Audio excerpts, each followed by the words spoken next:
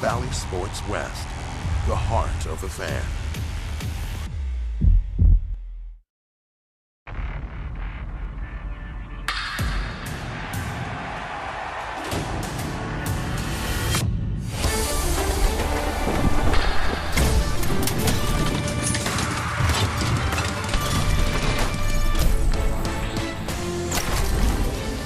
Well, it's been almost 20 years since the Angels' last doubleheader in Detroit, and so far so good. After a Game 1 win, we're back for Game 2. It's your Angels and the Detroit Tigers. The Nightcap, brought to you by Jack in the Box.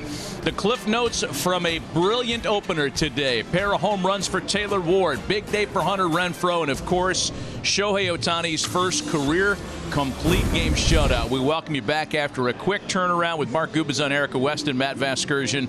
What more can you say for Shohei Ohtani? Still doing things that he had never done before. Brilliant in the opener. Matt, he was so efficient, especially early in the first 6 innings. As far as he had 66 pitches all the way through to his first career shutout for Shohei Ohtani. Just one hit allowed in the entire game. 8 punch-outs. He was a ground ball machine, and when there was any base runners at all, he was able to get some ground ball double plays. I'll tell you what, that fastball was great. We talked about the Tigers hitters struggling against fastballs, and Shohei used that more than at any point I've seen wearing the Angel uniform and pick up that first complete game for Shohei. But I'll tell you what, and he knew it, he felt it, the energy from the first pitch he threw warming up. We saw a smile on his face, to that smile on his face there to be able to shake Chad Wallach's hand. That's all you want to do, is be able to shake the catcher's hand, and he did that. It had been about a year since an Angel had thrown a complete game shutout victory. Last time it happened before a few hours ago.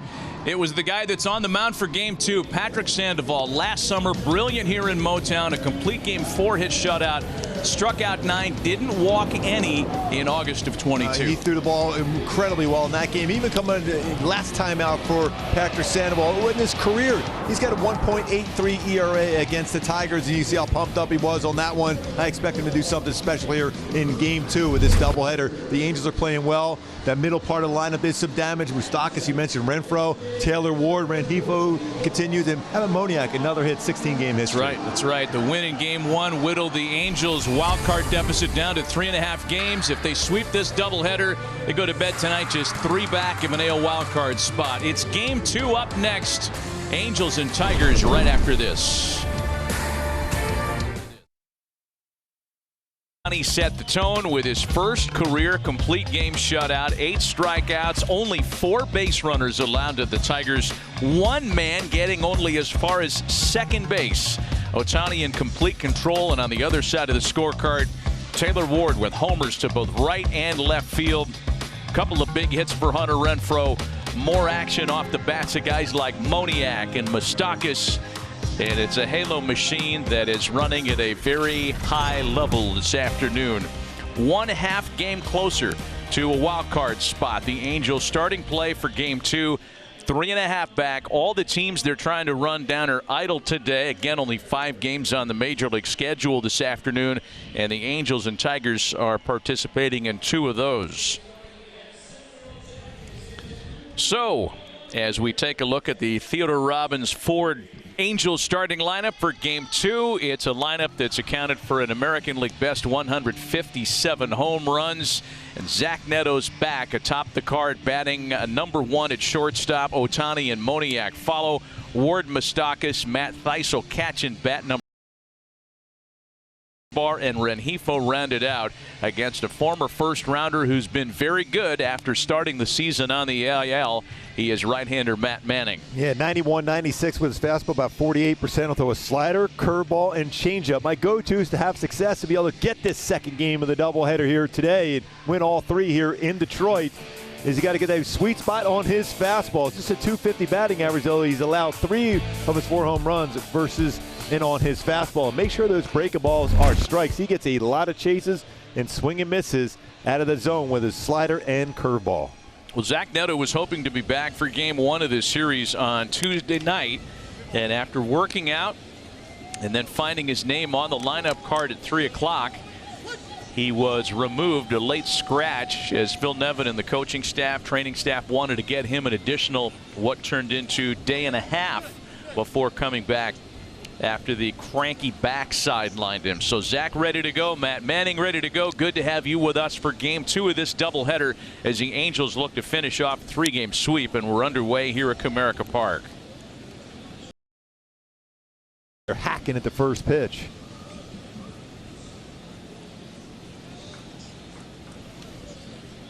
Zach found himself seated because of the injury in the throes of a 6-game hitting streak, which is, of course, still active today.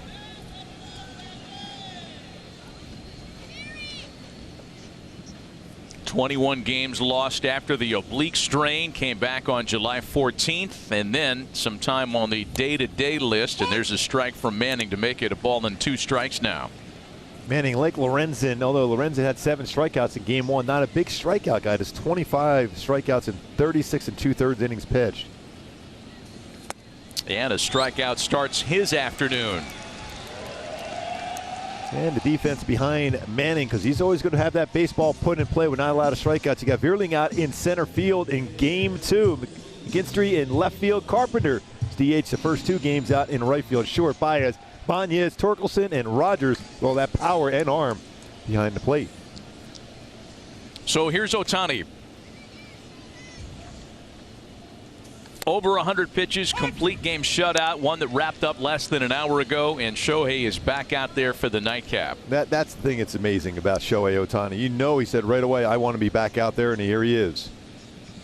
Shohei is 0 for 8 with a couple of walks as a hitter in this series as he pulls off that one, and it's 0-2 to Ohtani. The fact that he posts up every day, given the workload, is not to be taken for granted, nor is it by anybody that watches. Give you some numbers in that regard here in a moment. The 0-2, first of all, is taken for a called strike 3. Good morning, good afternoon, good night. 2 strikeouts open the game for Matt Manning. You knew that, that first at bat was going to be a tough one. You're still coming down from that adrenaline of a 111 pitch shutout for Shohei Ohtani, just trying to get that bat speed together. He'll get it as the game progresses. That first at bat was going to be a tough one. So here's Mickey Moniak, who picked up his hitting streak with a 6th inning double in the opener. A personal best 16-gamer alive here in game 2. Longest active hitting streak in the majors, and one of the longest by an Angel in the last decade. A ball and a strike. Mickey had a couple of hits on Tuesday, including the game winner in the 10th. A 1 for 4 in the opener of the doubleheader.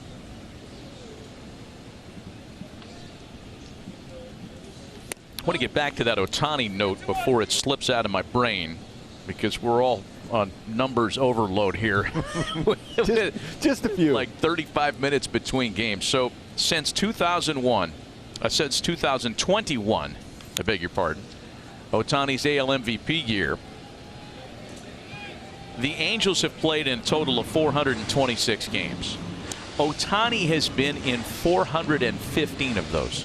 He has missed 9 games in the better part of 2.5 years as a two-way player. That's the thing. It's amazing how he has that work ethic and just the mindset to play every day after pitching and then swinging the bat. Still 2 balls and 2 strikes to Mickey Moniak.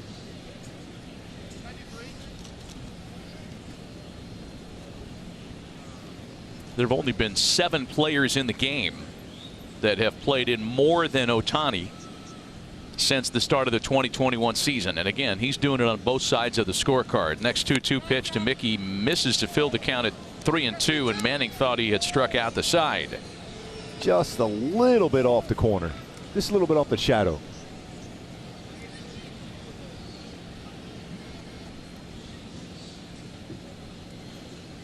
Full count pitch home. And Moniak sends a ball well struck out to left center field. McKinstry and Vierling are back, and that one's off the base of the wall. Boy, that could have got real interesting if it got by Vierling in center field. That would have been real interesting. Hitting streak, check. 15th double of the season for Mickey Moniak. 17 games and counting on a 2-out double here in the visitors' half of the first, one that almost got out of here.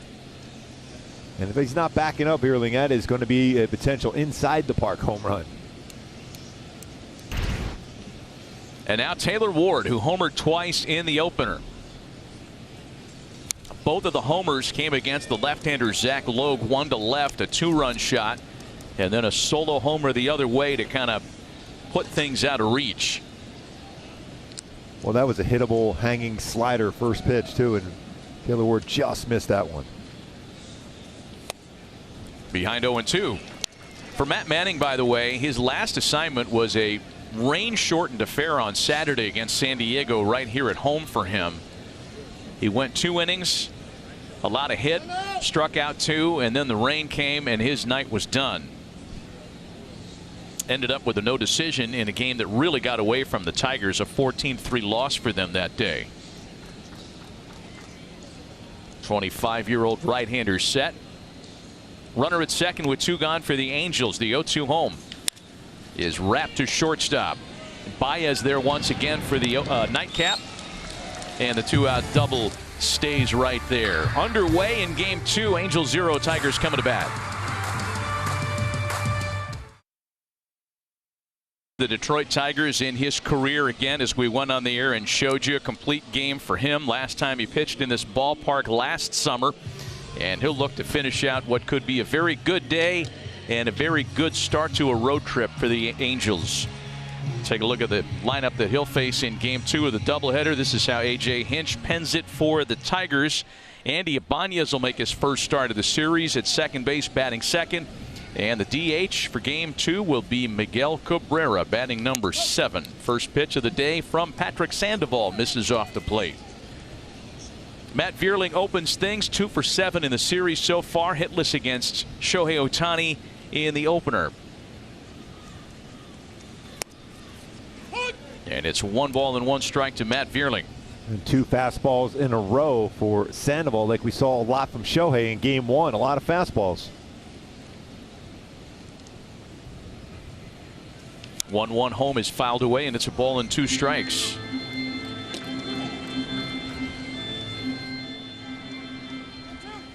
Just 1 hit, 3 walks. That was all the Detroit lineup was capable of against Shohei to start the afternoon in game 1. Popped him up. Good changeup there for Sandoval. Escobar playing first base in the nightcap for out number 1. And my go-tos for Patrick Sandoval to have another solid game right on cue is that changeup has to be right there for him. Be able to have that feel for the changeup and get some outs early. It's a 184 with 37 punch-outs with that feel for his changeup. And also his slider in and away. He's got over a 30% whip percentage with his slider. Especially after the Tigers seeing all those fastballs. Should be 2 very effective pitches for Sandoval today. Here's Andy Ibanez now making his first start of the series. Had a pinch hitting opportunity here on Tuesday. The former Ranger with 7 homers, 19 runs batted in his first year as a Tiger.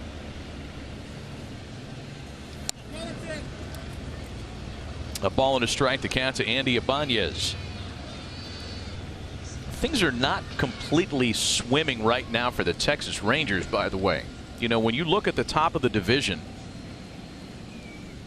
Texas is in the market for pitching help, starters, relievers, you name it. And I'd say that the Angels beat him to the punch in acquiring Lucas Giolito. Not to mention Ronaldo Lopez. I mean, there are a couple of guys that Texas, I'm sure, made phone calls on. Oh, no question. Lopez in the bullpen for game 2 here. Yeah, do we have eyes on the new reliever? He was supposedly landing at 1 o'clock today. You know, don't bother meeting your new teammates or shaking anybody's hand. Put this uniform on, and when we call your number, get up. Yep. Let's see that 100-mile-an-hour fastball. You're welcome to the Angels. 3-1 to Ibanez is a big swing and a miss. 3 balls and 2 strikes now. For Patrick Sandoval, strikeout numbers might be down a little bit, but perhaps that's all serving a greater good, meaning Sandoval's been able to go a little bit deeper into starts. He loses Ibanez on ball 4. And the defense behind Patrick Sandoval today. It's good to have Zach Neto back at shortstop. Moustakas, who was outstanding at third base game 1. Rengifo at second. Escobar at first base, Stice behind the plate. Ward, Moniak, and Renfroe again out in the outfield for the Halos in Game 2. But Moustakas was really good along with Zach Neto on that left side of the infield, especially with the lefty Sandoval on the mound. 1 out, 1 on for Spencer Torkelson. And here's where maybe, Patrick Sandoval 2.0 could be an even better version of a already very good major league starter. Because as we mentioned, the strikeouts, the whiffs might be down, but ground balls are up. Angels turned 2 double plays behind Ohtani in the opener.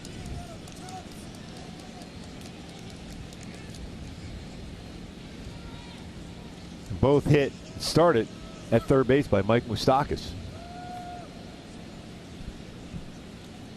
2 balls and no strikes to count to Torkelson. 2-1 now. Patrick still features a great changeup, and on that particular pitch, it's leading to more ground balls than ever. A 62% ground ball rate against his change specifically.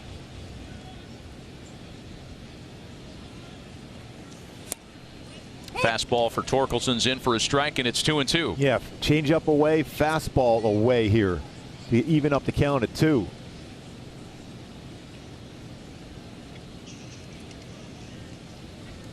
Tigers don't run a lot.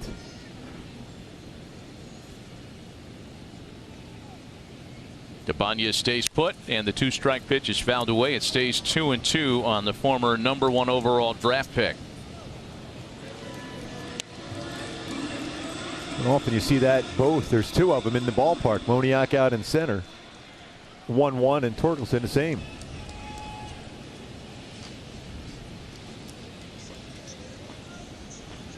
Mickey Moniak's already picked up his hitting streak with a first-inning double today. Sandoval's next 2-2 home is fouled away. Challenge heater, and Torkelson just able to get a piece of that. See 94 from Sandoval early. Started out with about an 89, 90 mile an hour fastball. That one at 94. Shohei Ohtani was sporting a 99 and 98 mile an hour fastball throughout. Another 2-2 pitch on its way home to Torkelson. Instead, it's a check-in throw at first base.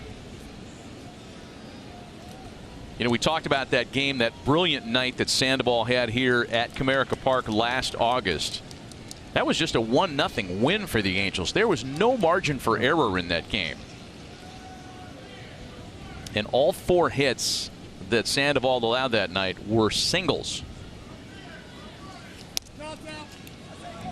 Full count, 3-2. You might have a chance to strike him out, throw him out here. I think they might be moving here 3-2. Just thinking the same thing. A lineup that has really struggled to generate any kind of run-scoring moment. Maybe they send Ibanez here.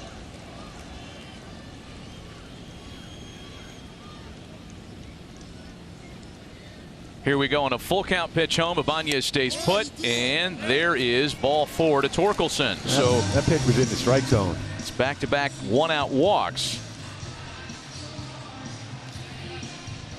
Well, a slightly different strike zone already in this game. This is all in the inside part of the plate. That is a strike.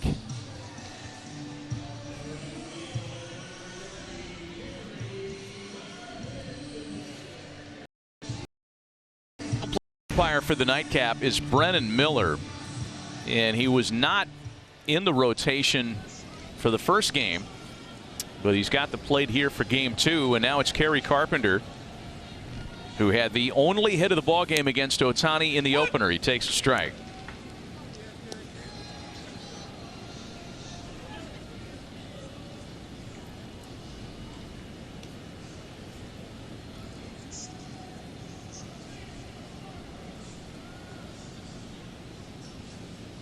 A long hold by Sandoval. The Ibanez bouncing around, and now he's in front 0-2 after a swing and miss by Carpenter. Yeah, Neto's trying to keep him close.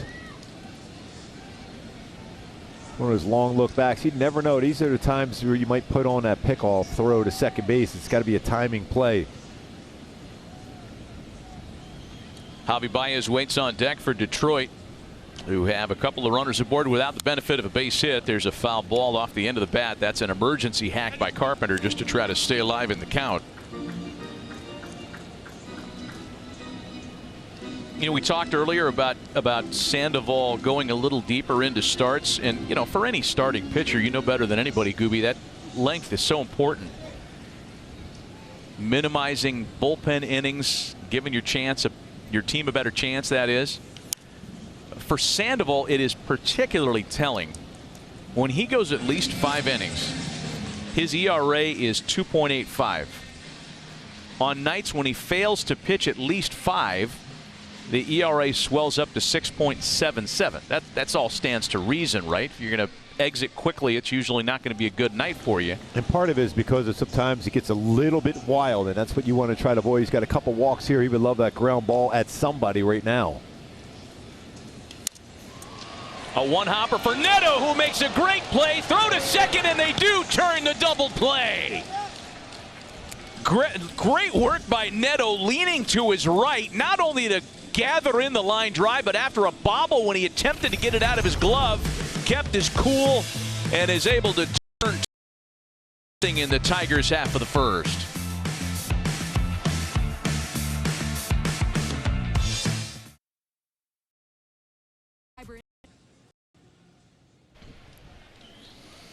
Mike Moustakas leads off the Angels' half of the second and inning into a scoreless tie to start the second of 2 here between the Angels and Tigers today. Back with Mark Gubazon, Erica Weston, Matt Vasgersian. Nice to have you with us on Valley Sports West. Angels looking to finish off a 3-game sweep to begin this 3-city road trip. And Matt Manning's first pitch to Mike Moustakas is a breaking ball for a strike. Been staying away against Moustakas throughout this series, but he's done a nice job of going the other way, lining the ball to left center. And once again, lined into left center. Only thing different about that knock was that it doesn't come at the end of a 3-2 count. Yes. But let me tell you, the middle of the lineup has been great in this series, and that's our featured information on the Kia player profile. We'll profile a couple of guys.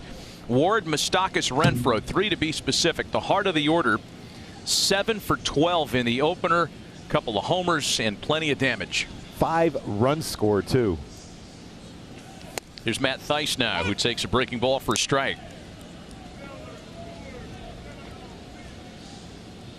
Just going with the pitch, staying away against Moustakas. Eventually, like I said earlier in game 1, they're going to have to try to get him out in, and that's when he's going to be able to drive one. Thaiss on that ball, just fouled it away. It's 0-2.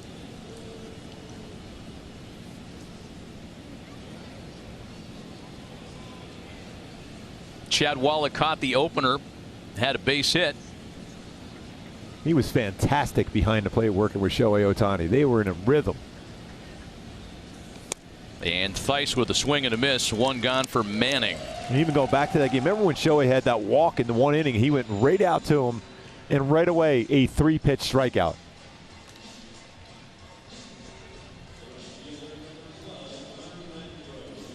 So here's Hunter Renfroe, who also had a very big day in game 1. A big opener, we should say. 2 doubles in each of his first 2 plate appearances, added a single in his final at-bat. First pitch to Hunter here in game 2 is fouled away.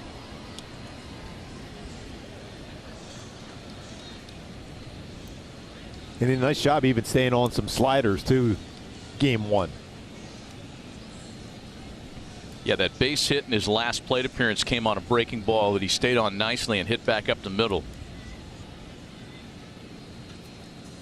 A 1 pitch is swung on and missed on a slider. Matt Manning likes his fastball. We've seen enough of him to know that. We mentioned his last start being rain shortened. His last home start was one with some historical context. It was back on July 8th against Toronto, and he pitched the first 6 2/3 of a combined no-hitter. And I'm not one to celebrate the combined no-hitter, as some may. It's still kind of cool. Yeah.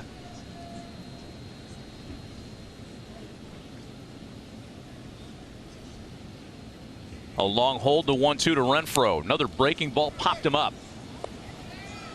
Rogers, the catcher.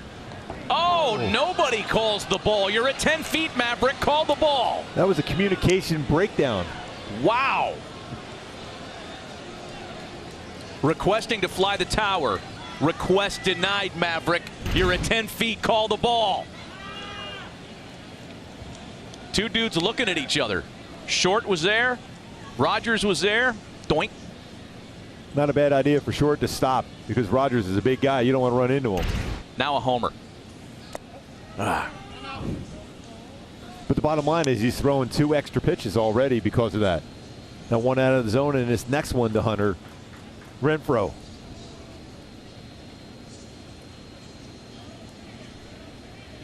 Two balls and 2 strikes. The count to Renfroe with Moustakas at first and 1 gone. Scoreless in the nightcap here in the top of the second, and the 2-2 home to a full count.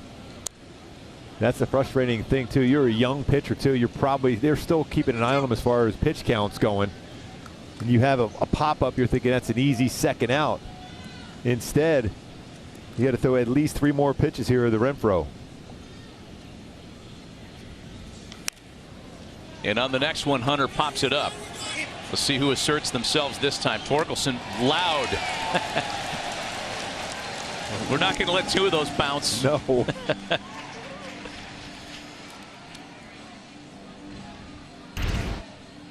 As soon as that baseball was in the air, he's calling for it right away.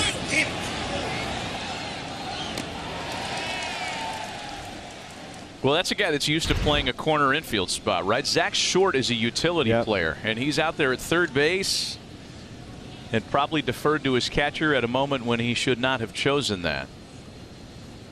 Here's Eduardo Escobar now batting 8th for the Angels in the nightcap.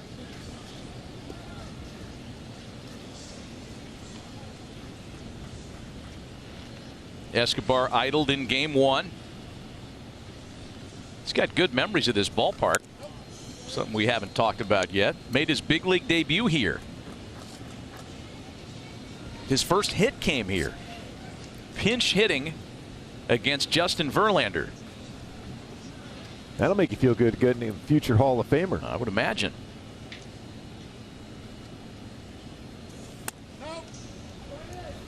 In front, 3 balls and no strikes now. Luis Rengifo batting 9th in the nightcap. He's on deck waiting next with 2 out. I think he's going to get the green light here. Takes a strike. It's 3-1.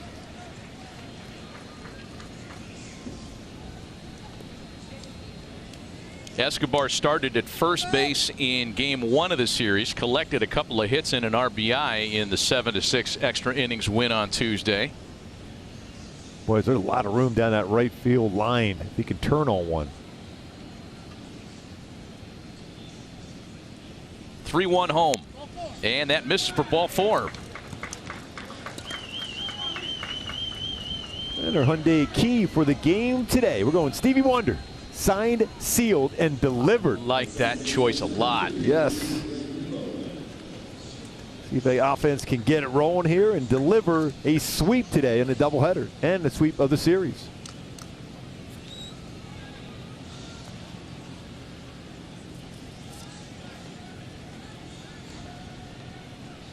First and second with 2 gone. And the first pitch to Luis Rengifo's in for a strike.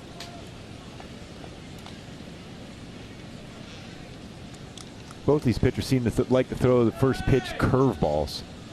Sandoval, we know that. Same thing with Manning.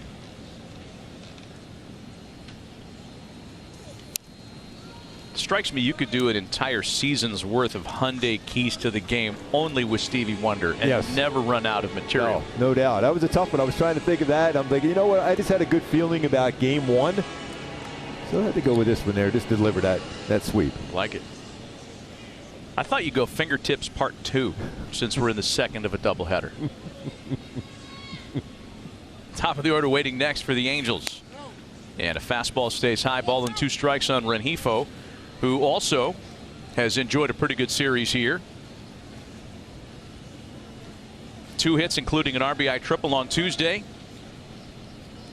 And Louis collected a double in the first of the doubleheader earlier today. A drive well hit out to right center field. Carpenter's on the dead run, heading for the deepest part of the ballpark and off the wall. It'll score Moustakas easily. Here's Escobar right behind him. Another triple for Rengifo in the series. 2-0 Halos. Boy, he's been crushing that ball right to the deepest part of the yard. I thought off the bat that had a chance as a 3-run home run. Ends up being a 2-run triple. That was signed, sealed, and delivered to the wall for a triple from Rengifo. This ball was crushed. 103.9 miles per hour exit velocity. It's on a breaking ball. Crushed it. I mean, any other ballpark, I don't even think we need to look at the StatCast information to say that this would be a home run anywhere else. That's a 419-foot triple. Only here and Coors Field I does think that ball stay in the park. Yeah, it might have some carry there to get over the wall there. Maybe it would have gone after all. Tigers pitching coach Chris Fetter comes out for a very early, very brief conversation with Matt Manning. And now the Angels flip the lineup card over back to the top of the order for Zach Neto. Boy, is he crushing the baseball, Rengifo, this hot month of July. The Louie. First to score in all 3 games of the series have been the Angels as Neto swings and misses.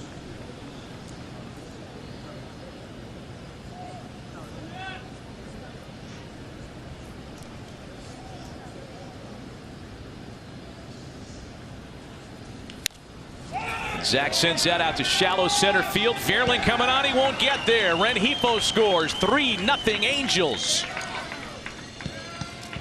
Just making some contact. Falls in nicely. A little flare. Zach Neto, welcome back. RBI, number 28. Shohei Ohtani, a chance to add on this lead now.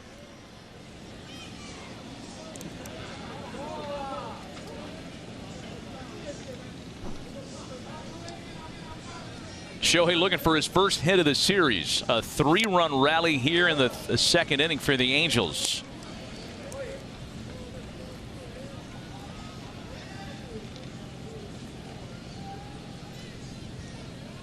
You know, Matt Manning's curveball, his breaking stuff in general has been vastly improved year over year. He started out as a guy that just got outs with his heater. His curveball's been great, but the Angels have had some early success against that here today. Yeah, I mean, 161 versus curveball coming in, and this 121 versus his slider batting average against him.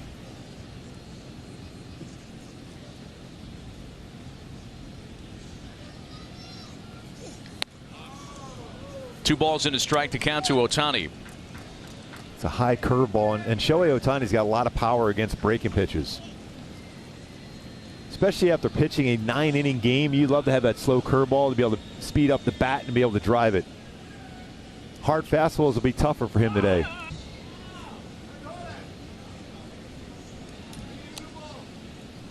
Since Shohei refuses to take a day off, again having played in 415 of 426 potential games since the start of 2021. Yesterday wasn't such a horrible thing. Yes. Right? You can't play tomorrow, or you can't play yesterday, Shohei. It's raining. There's no game. You have to not play baseball when there's no game. And you remember, he was originally supposed to start tomorrow up in Toronto. And in that conversation you had with Phil Nev and Matt Weiss, they decided today would be a better option for him to be able to go and pitch game 1. And the numbers bear that out, right? It would have been 6 days rest had he pitched in Toronto tomorrow. He's been much better throughout his career on 5 days rest. And it's really hard to argue with it given the results he put up.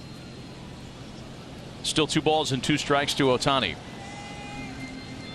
Well, and every fan in the stands here, even though they're here rooting for the Tigers, they were incredibly impressed. None of them left. They watched Shohei Ohtani throw a 1-hit shutout.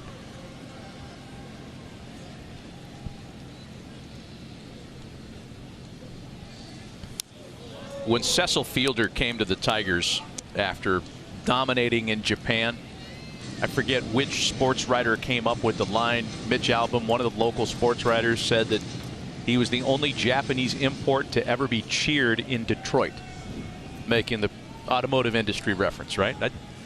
There were some clapping for Shohei, who goes to the opposite field. Get going, yeah! His major league leading 37th. Oppo shot. And remember, he threw a shutout in game 1 of this doubleheader. And then he hits an opposite field rocket out. And the cheers here at Comerica Park for Shohei Ohtani. Right on cue for you there, Matt. That's unreal. Simply unreal. Exit velocity of 107.6.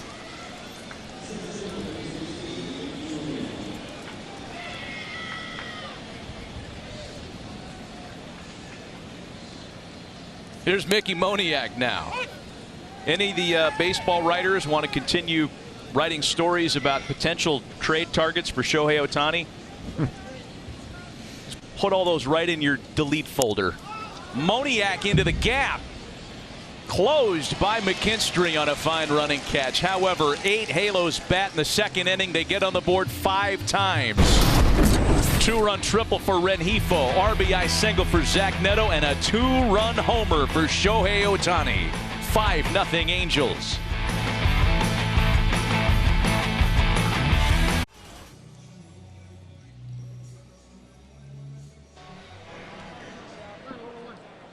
A home run in Game 2 of the doubleheader, a complete game shutout in Game 1 of the doubleheader. Phil Nevin said Shohei found another gear today. Man, I'll say, he said that when he came into the dugout after the 8th inning, he gave him a look and told him, I'm finishing this game. So, of course, Phil obliged. But I asked him, does it feel differently today knowing he's with the Angels for the rest of the season and the front office is making moves to get you guys to the postseason? He told me nothing really changes mentally. All the people talking about trades, that's all gone. So now I can just focus on taking this team to the playoffs. And this is the first time since I've been here we're buyers, so it's all new to me. He went on to say, obviously, I've been with the Angels my whole career here. I love the fans. I love the team. No complaints. And I just want to finish the season strong for the fans and everyone cheering for me. Guys. Always saying the right thing. Love that. You could see it in his face, even walking out to warm up today, the smile on his face. And then to go out there to perform like he did on the mound. And then to homer here in Game 2. A rocket the other way. Javi Baez leads things off in the Tigers' half of the second. And that one just fouled at the plate to keep him alive at 1-2. Baez followed by Jake Rogers and Miguel Cabrera in the Tigers' half of inning number 2. A 5-run top of the second.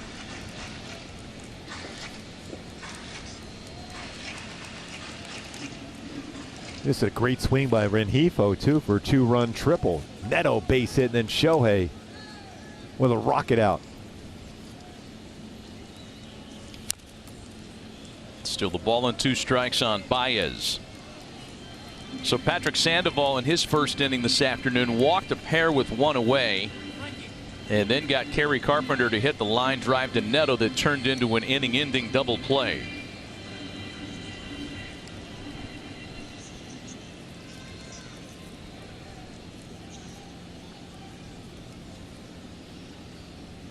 The next 1-2 home to Baez is fouled away in the other direction. I like Sandoval using his fastball too. Last game out was using that effectively. That really sets up, especially the release point with his fastball, to be able to set up his changeup.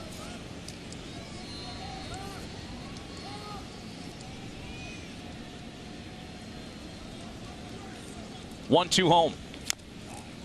Baez hanging around. Patrick Sandoval's retired the leadoff hitter in each of his last 11 innings. It's a stretch that dates back his 2 previous starts. The longest active streak is only 13. Chance to set down his 12th here, and Baez giving him a hard time by staying alive. Hasn't got a chance to get him to swing at something out of the zone down yet, whether it's a slider or changeup.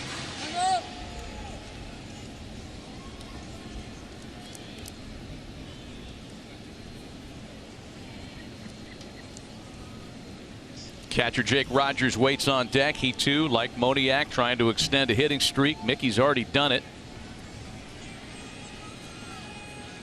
Here's the next 1-2 to Baez, and a swing and a miss. First punch out of the game for Patrick Sandoval. As you mentioned earlier, Patrick coming off one of the best starts he's had all year. Last time around against the Yankees, July 18th, pitched into the 8th inning, allowed just 2 hits, 1 run, struck out 7. He did walk 3, but paced the way in a breezy 5-1 win over New York. And that was one of those times where you have the starting pitchers were kind of competing against each other with some excellent performances against the Yankees, each one better. Here's an opportunity here today do the same, especially after Shohei's performance in Game 1, to try to even do better if you can, which will be pretty hard to do. Series where the Yankees struck out 40 times in 3 games, and Sandoval very responsible among others for that number. 1-1 the count to Jake Rogers. Well, he takes a strong, healthy hack. He is strong.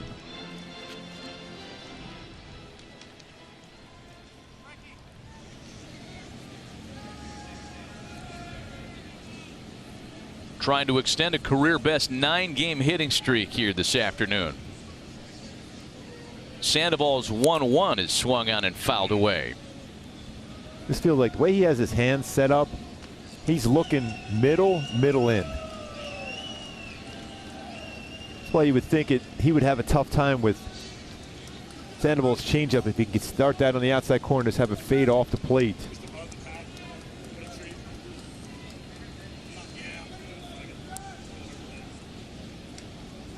DH Miguel Cabrera waiting next on a 2-strike count. 1 ball and 2 strikes, the count to Rogers.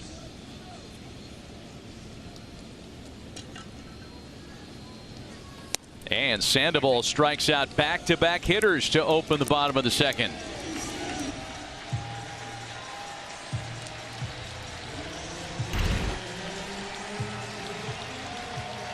That slider stayed a little bit up. You see the reaction by Sandoval, but sometimes you get away with that as long as it's elevated enough, that slider. Future Hall of Famer now at the plate. Here is the 12-time All-Star Miguel Cabrera. His first activity of the series. Idled on Tuesday, did not play in the opener of the doubleheader, and takes a look at strike 1. When Miguel Cabrera debuted in Major League Baseball 20 years ago, he was the youngest player in the sport. Today, 20 years later, he is the oldest hitter in Major League Baseball. Rich Hill of the Pirates has him in terms of overall roster members, but the youngest guy with a bat is Miguel Cabrera, oldest that is. Yeah, he'll say the youngest though. Yeah. A 20-year career. World champion in his first season. Yep.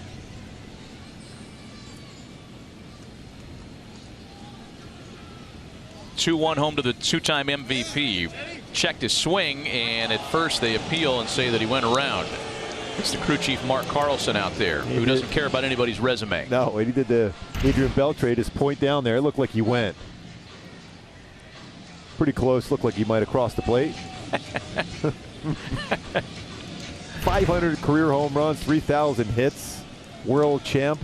Yeah. 21st on the all-time hit list. And getting closer to 20th. It flips a base hit into the opposite field. And Cabrera's aboard with 2 gone. Even throughout his whole career, there wasn't many hitters better than him going the other way. With a lot of power normally. Now 31-34 as far as hits. Stays back, uses his hand inside out, goes the other way. And now just 17 hits shy of the great Hall of Famer Tony Gwynn on the all-time hit list.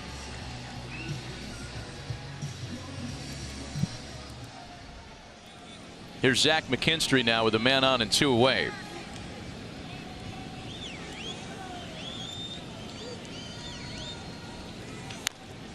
You know, as great as Miguel Cabrera has been throughout his career, managing an aging superstar is not an easy proposition.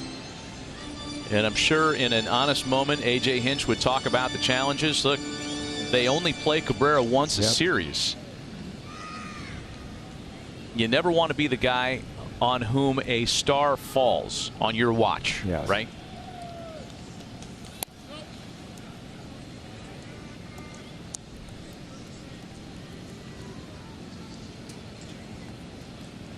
One ball and one strike to count to Zach McKinstry. Just 1 for 9 in the first 2 games of the series. Back up the middle.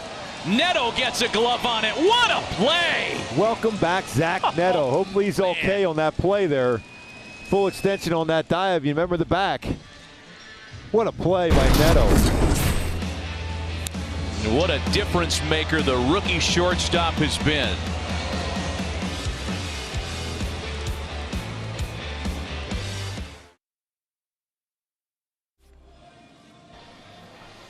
Taylor Ward leading things off in the third for the Angels in a 5-0 lead for the visitors. Ward, Moustakas, and Theis against Matt Manning, who endured a long, damaging top of the second. That's when the Angels got their 5 runs. Ward 0 for 1 so far today in Game 2, but man, was Game 1 a lot of fun for Taylor with a pair of homers. Homer to left, homer to right.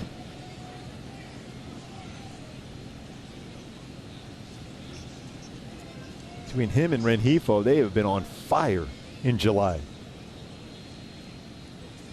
Yeah, we talked about it a little bit on Tuesday night, the fact that the hot stretches for Rengifo and Ward seemed to come at just the right time, because it started happening when Mike Trout was lost on the injured list. We talked about it at the time. Somebody needs to pick up, and it has been, among others, Ward and Rengifo. On a hop for Baez. Long throw, and Torkelson can't dig it out of the dirt. Ward's going to get to second base. Yeah, plenty of time and a strong throwing arm normally for Baez, but one hop throw over the first base. Torkelson unable to get it, went into the dugout, and allows Ward to get into scoring position right away. Mike Moustakas, who has been outstanding in this series.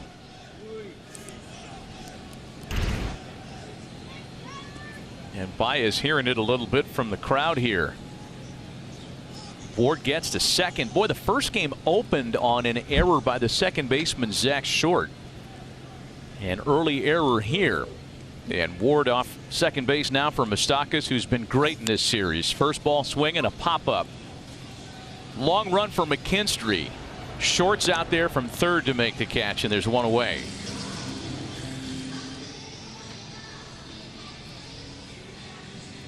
But it's watching Moustakas. You can tell he's a guy that wants to win, wants to do anything he can to win, and he's upset with himself for that pop-up there.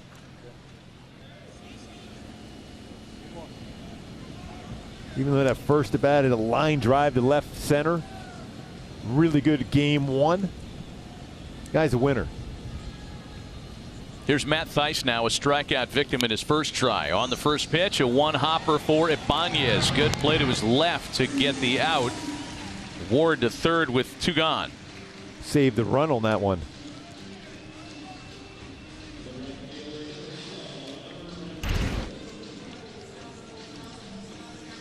Showing some pretty good range here. Ibanez getting into that baseball and quickly throwing the first base.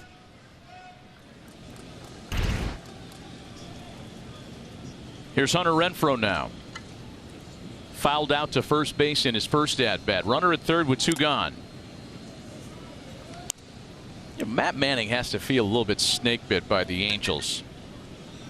He's pitched okay against the Angels in 3 previous starts. Doesn't have any real success to show for it.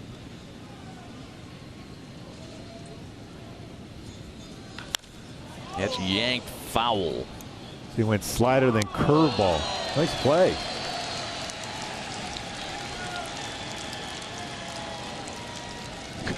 Guy doesn't quite know what to do now.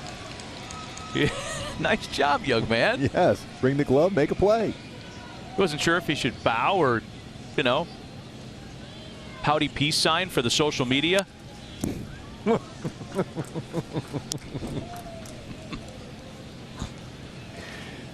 Good job, young man. And he has not reached for a phone yet to post about it. You're my kind of fella. Way to go. Feels like he's going to go into a pitching motion.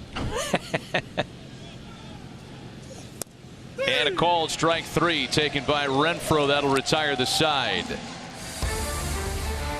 Dude's on cloud 9.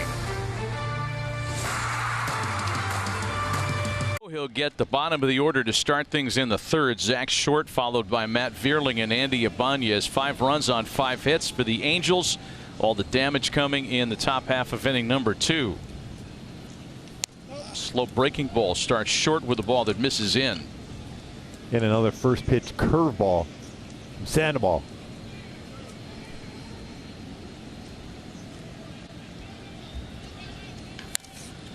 Sharply hit through the hole in the left field, and a leadoff single for Zach Short. First leadoff hitter to reach against Patrick Sandoval in 13 innings. Hey, it's time for our Blue Moon bright spot. What a bright spot Lucas Giolito will be for an Angels rotation that was searching for some starting pitching help since the start of 2018. And bear in mind, 2018 was not a terrific year for Lucas. He really got it together the following season. He is top 10 in starts, strikeouts, and innings, and just outside the top 10 in quality starts. And he will make his Angels debut tomorrow in Canada A.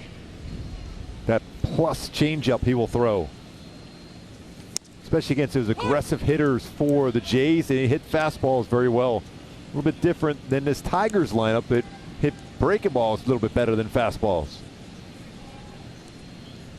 0-1 the count to Matt Vierling, who opened the first inning with a pop out against Patrick Sandoval today. Leadoff hitter at first, and it's a 1-1 count now to Matt Vierling.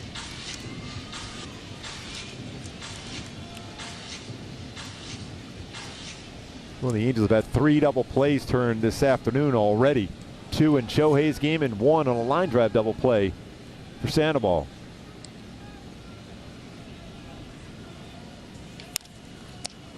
Bouncer off Sandoval's glove. He'll recover. Throw is low, and Escobar can't dig it out. Escobar's throw to third base is not in time and cut. Man, you went from thinking that was a double play ball. Okay, maybe not. Let's just get one, to runners at the corners now with nobody out. Yeah, that's one of those ones, if you look back, you let that one go. Because that's going to go right to Zach Neto. He's going to be able to field that on the move and step right on the base.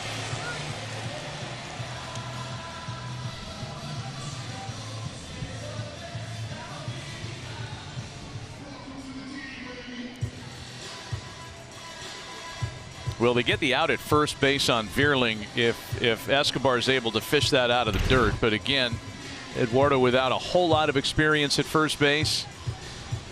And now Patrick's in a little bit of a jam with first and third and nobody out.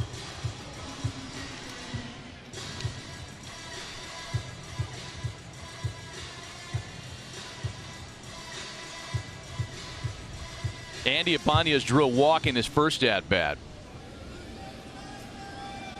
That scored as an infield single for Vierling, and a throwing error by Sandoval that allowed Short to get to third. I'm telling you, everything's a base hit right now. Sandoval will say the same thing. That's an error by him on the fielding play of it. Even it'd be 2 errors on the play. Yeah, I would agree with that.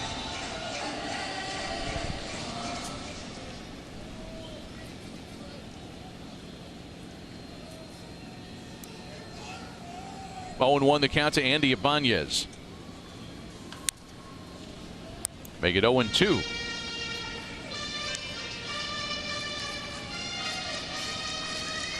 strikeouts in this game so far for Sandoval, both on his slider.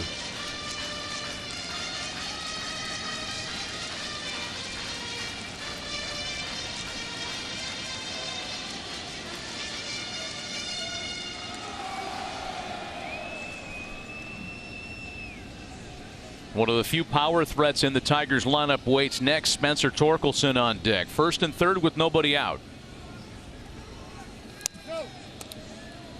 Ball and 2 strikes.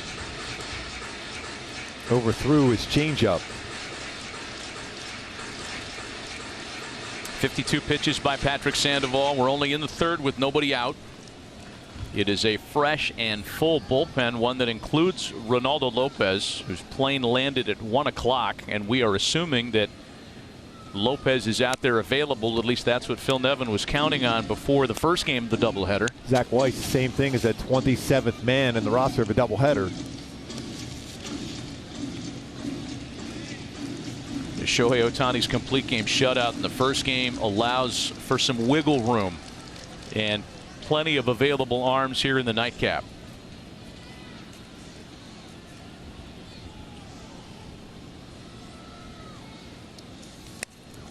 First nice play by Theisel. That was overthrown. Yeah, the first fastball Sandoval is thrown to Ibanez is a nearly wild one. 2-2. You tell there's a little sweat there for Sandoval going back to the rosin bag.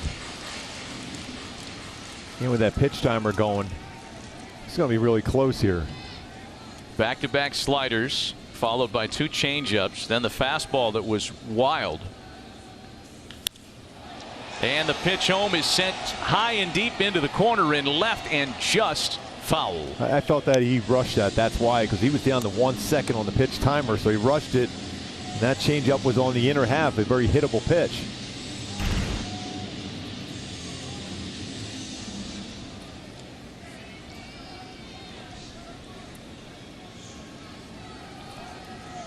I can't believe he missed it. I can't believe he's wearing a black shirt on a hot sunny day like this. Gotta be warm. Well, we're in the booth. Yeah. I'm not wearing a black t-shirt in the sun today. No. There's Torkelson waiting on deck as Ibanez continues to give Sandoval a pretty good battle here. And a lot of pitches for Sandoval too. 9th pitch of the at-bat, and he finally strikes him out. Just a great changeup there for Sandoval. Finally was able to get that chase below the zone with his changeup.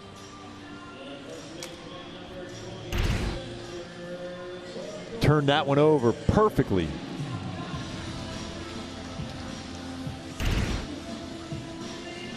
.38th strikeout with his changeup this season.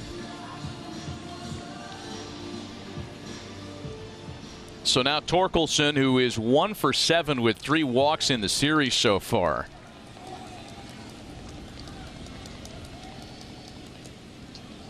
Seven ground ball double plays.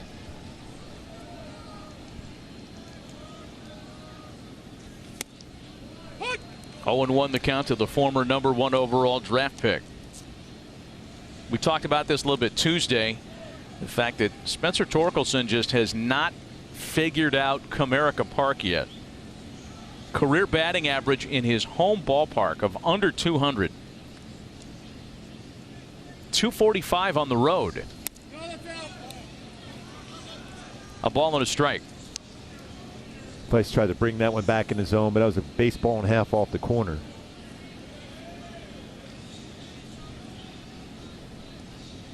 There are 11 former #1 overall picks who've played in the big leagues this year, and 2 of them are on the field as we speak in Mickey Moniak and Spencer Torkelson. That one's fouled away. 1-2.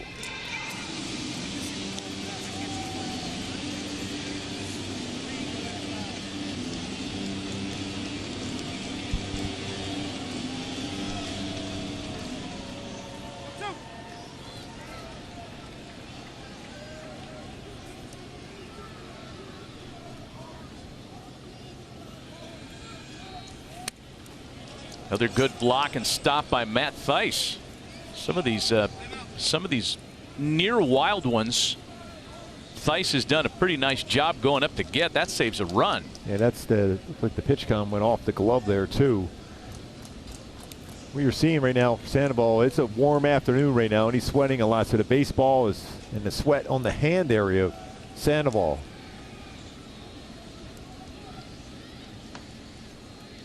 One gone, runners at the corners. 5-0 Angels, bottom of the third, as Torkelson checks his swing, and it's 2-2.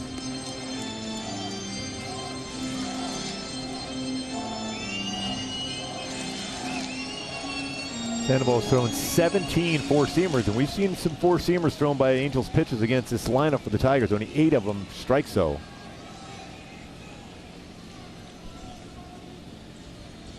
Full count pitch. It's been a real battle for Patrick, right? Yeah. The 2 singles open the inning. He's got to work hard. A 9-pitch strikeout to Ibanez, and a full count for Torkelson with pitch number 7 on its way. He's really having a tough time with the grip of the baseball with the sweat on his hands. Got to go back there and dry his hands up quite a bit. Well, this has been the inning for Patrick that's given him the trouble this year. 35% of the runs he has allowed have come in the 3rd inning for whatever reason. Trying to navigate this jam 1st and 3rd. The next full count pitch. He's had some long at bats too, some foul balls and long at bats today too. At this point, the next pitch will be 65. Shohei Ohtani, you put in perspective, he threw 66 pitches through 6 innings, game 1.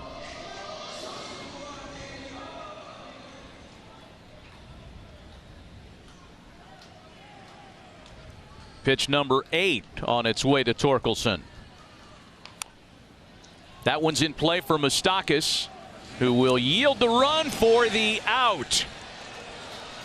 Good job by Escobar to come down with a baseball and swipe the tag past the runner. And the Tigers are on the board for the first time today after being shut out in the opener. So there was some question before the game, and I think Erica Weston's standing by with an answer. When you talk about jerseys and new players and who's going to be looking which way, what number is Lucas Giolito going to wear as an Angel? Erica, what's the answer to that? He was 27 in Chicago. Tomorrow when he suits up as a Halo, he will be wearing number 24. Ah, okay. Yeah, was that what you would have guessed? Yeah, I'm pretty sure that 27 would probably not be available. It's taken. Right, it's taken forever. Twice. Check. You're not getting that one. What's your next preference, Lucas? Are those already available on at the Angels team store? I would imagine. He has a lot of connections in SoCal. It's going to be, if they're not there now, they're on their way. Number 24. Got it. 0-1 to Kerry Carpenter. Make it 0-2 to the Tigers right fielder. Well, we call him the say hey kid. He's number 24. All Lucas right. Giolito. Yeah.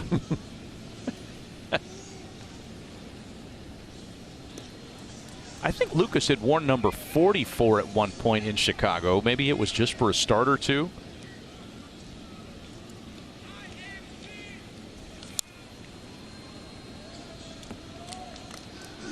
The most recent number 24 for the Angels was Kurt Suzuki. And I don't know if Kurt's placed a phone call yet to ask, for that not to be reassigned. He is working for the front office now. Kurt's not that kind of guy. No.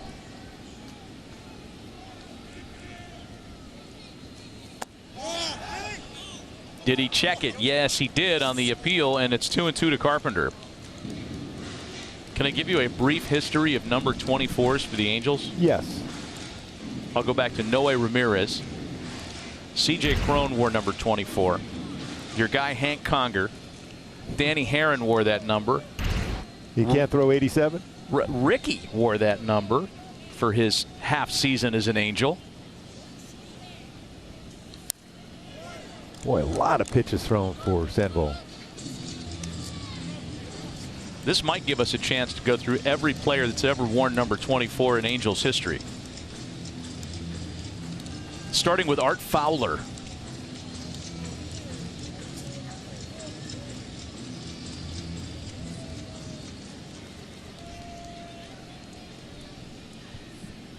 Ballman 2 strikes, the count to Kerry Carpenter.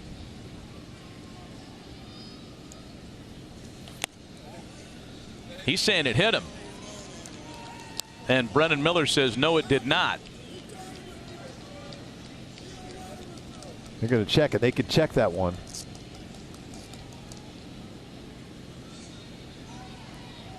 And they are going to check it.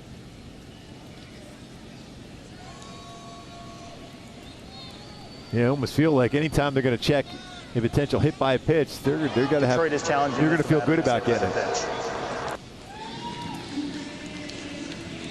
I don't know that you can't tell by the body language, because if Carpenter sold it, he didn't really sell it hard. I can't tell there. Can you? No, I think what had happened, what he felt, is may have been the glove of Matt Thaiss hitting his elbow, because it looked like the baseball was by his, the protection he has on his tricep and elbow area, and then when Thaiss reached for it, that looks like that's when he hit it. When your lineup is struggling to produce, as the Tigers has been, second lowest home OPS in the sport, you might as well challenge something like that. Yeah, you need base runners. This might give us a little better look, a little different angle here. No, I don't see contact there. You see when Thaiss reaches back, this is another good angle right in here. I mean, you might see a little bit of deflection on there. No, he definitely didn't touch the glove there, Thaiss. It's amazing with that protection. It's hanging down away from his elbow, too, but it's still part of the body at that point, just like the jersey. Might be one of those call stands. There's not enough to be able to make and say that was a hit by pitch. Rufino Linares, also number 24 for the Angels. Let me know if you want me to keep going. No, I feel much better. After review, the call on the field stands. Yes, it does. The batter was not hit by the pitch. That's right. Detroit will lose their challenge. Thank you.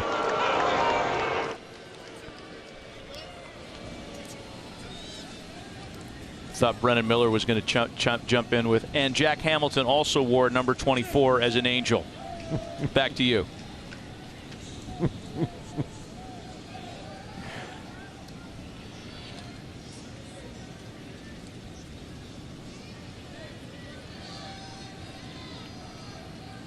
So 2 balls and 2 strikes after much ado over nothing to Kerry Carpenter.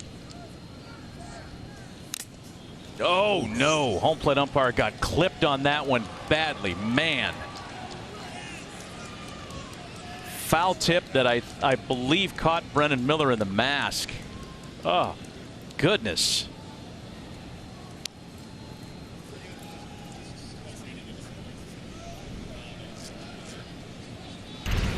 Yeah, it was right back, right off the masking. That place was able to keep him up. Oh, straight back. Man. A lot of those masks right now have that little springs on both sides. I don't know if he has that on his mask, though. Speaking of that, Kurt Suzuki was one of the first that had that springs on the mask. Good to see him smiling. My heavens.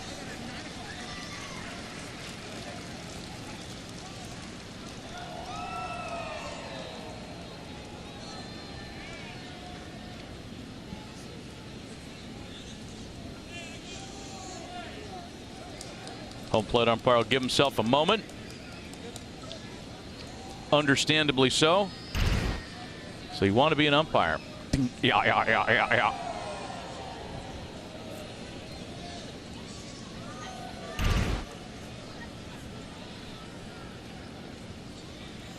Still 2-2 to Kerry Carpenter. A base hit.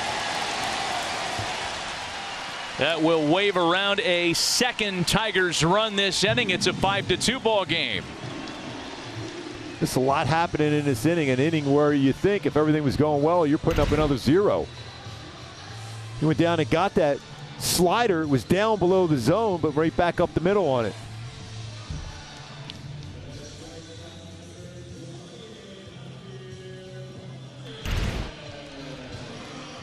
So now Matt Wise comes out. There have been any one of a number of pauses to the rhythm of Patrick Sandoval in this inning. A challenge on a would-be hit-by-pitch play that ended up standing. Then you have the umpire getting hit with a foul tip. Then now a visit by the pitching coach. And Javi Baez will bat. With 73 pitches thrown already, and this is just the 3rd inning. I mean, it's going to be a challenge for Patrick to get to 5 to be the pitcher of record in this game. So here's Baez now, 1 for 9 in the series, a strikeout victim in his first at bat.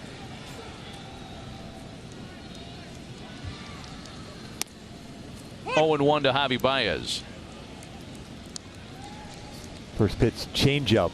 Baez always aggressive on the first pitch, takes that one.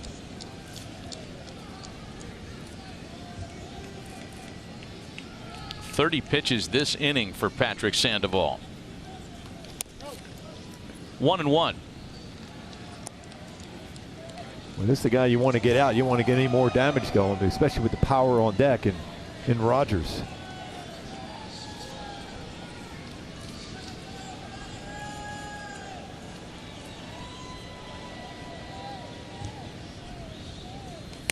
Two balls and a strike. Approaching a time of the afternoon where the shadows will benefit both pitching staffs. We're not quite there yet, but you can see that light standard shadow creeping in toward the cutout.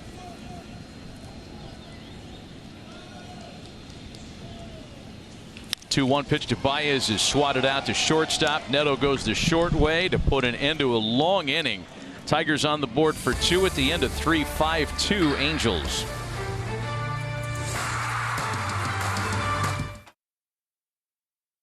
Well, he started the afternoon by going a complete game shutout with 8 strikeouts in the opener, allowed 1 hit and a total of 4 base runners. And then in the nightcap, as though he already hadn't had a fantastic day, a dramatic 2-run homer. A big part of a 5-run outburst in the Angels' second and a big part of a 5-2 lead as we welcome you back to Comerica Park with Mark Gubiza and Erica Weston. Matt Vasgersian, nice to have you with us on Valley Sports West today. Angels looking to take a pair, sweep a series, and take a full head of steam to Canada for the first of 3 with the Blue Jays tomorrow, where Lucas Giolito will make his Angels debut. You just kind of think right now, after the Tigers respond with a couple runs, see if the offense can jump right back. They've been great as far as responding to runs. A strike to Eduardo Escobar. 2 balls and a strike to the Angels' first baseman here in the nightcap. Escobar walked, scored 1 of the 5 runs in the second. High and deep into the corner in right field. Carpenter giving chase down there near the 330 mark, and that one is gone. How he kept it fair was no small feat. Well, that's how you respond. Right away with a home run. Bresky, 5th in the season. 2nd run scored. And the Angels American League leading 159th homer of the year.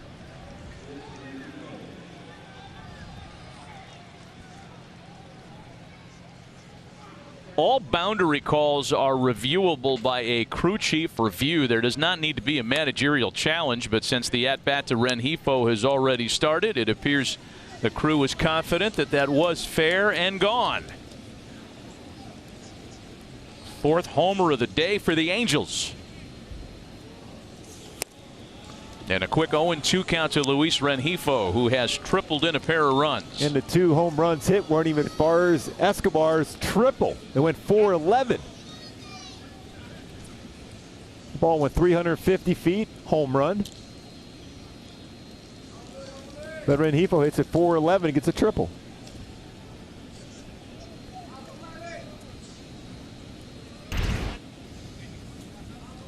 The ball disappear. Oh, it hits the fair pole. Yep. Yeah. Made an easy non-review call. Yep. And you can hear the sound too if you're the umpire going down the line to check it.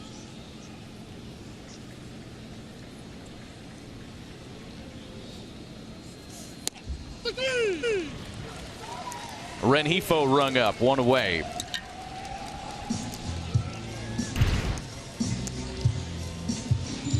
Looked like it was a changeup. Sped up his bat and he was able to hook that and keep it fair right off the fair pole.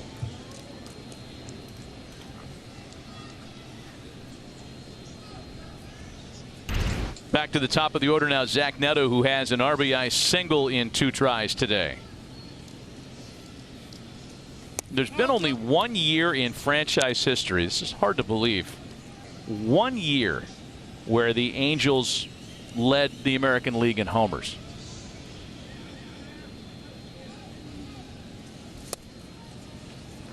And it was 1989. Not 2002, as you might be tempted to guess. Not 86, when that big hitting team lost to the Brewers in the ALCS.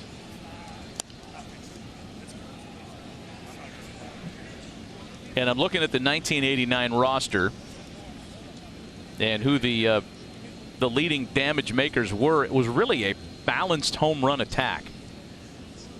Chili Davis led the team with 22 that year. 22. That means a lot of batters had double figures in home runs in that one. And you're right. Jack Howell hit 20. Lance Parrish hit 17. Wally Joyner hit 16. By the way, hello to Wally Joyner watching in Provo, Utah this afternoon. Oh, it's automatic, and I'll expect a text any second now from him. Devon White hit 12. Claudio Washington, C-Dub, hit 13. And Brian Downing hit 14 that year. Now, you can understand the Angels leading the American League in homers this year. Shohei's hit 37, right? Yeah. That gets you quite a ways down the road. But that's an unusual team home run title by the Angels in '89 when the team leader hit 22. 2 balls and 2 strikes to Zach Neto. Boy, 4 in the lineup today with double figures in home runs. You have Trout, Drury, who may be back pretty soon himself, double figures in home runs. Trout the same. Bobby Rose hit 1 in 1989. Well, that was the key.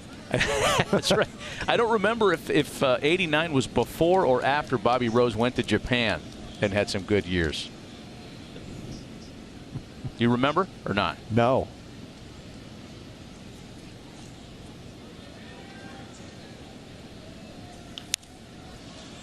Neto pops it up for Torkelson and out number 2.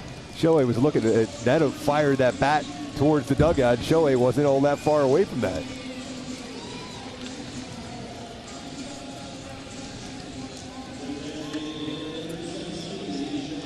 A lot of traffic coming in via text and email. Bobby Rose went to Japan after he played for the Angels for a few years. Covina guy, local guy.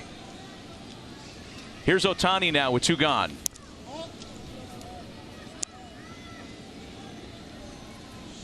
Still remarkable. He hit a home run here in Game 2 after throwing a one-hit shutout in Game 1.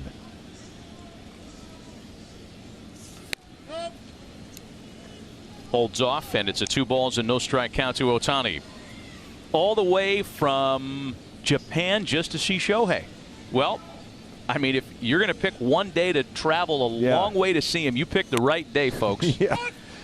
2 for the price of 1 here today.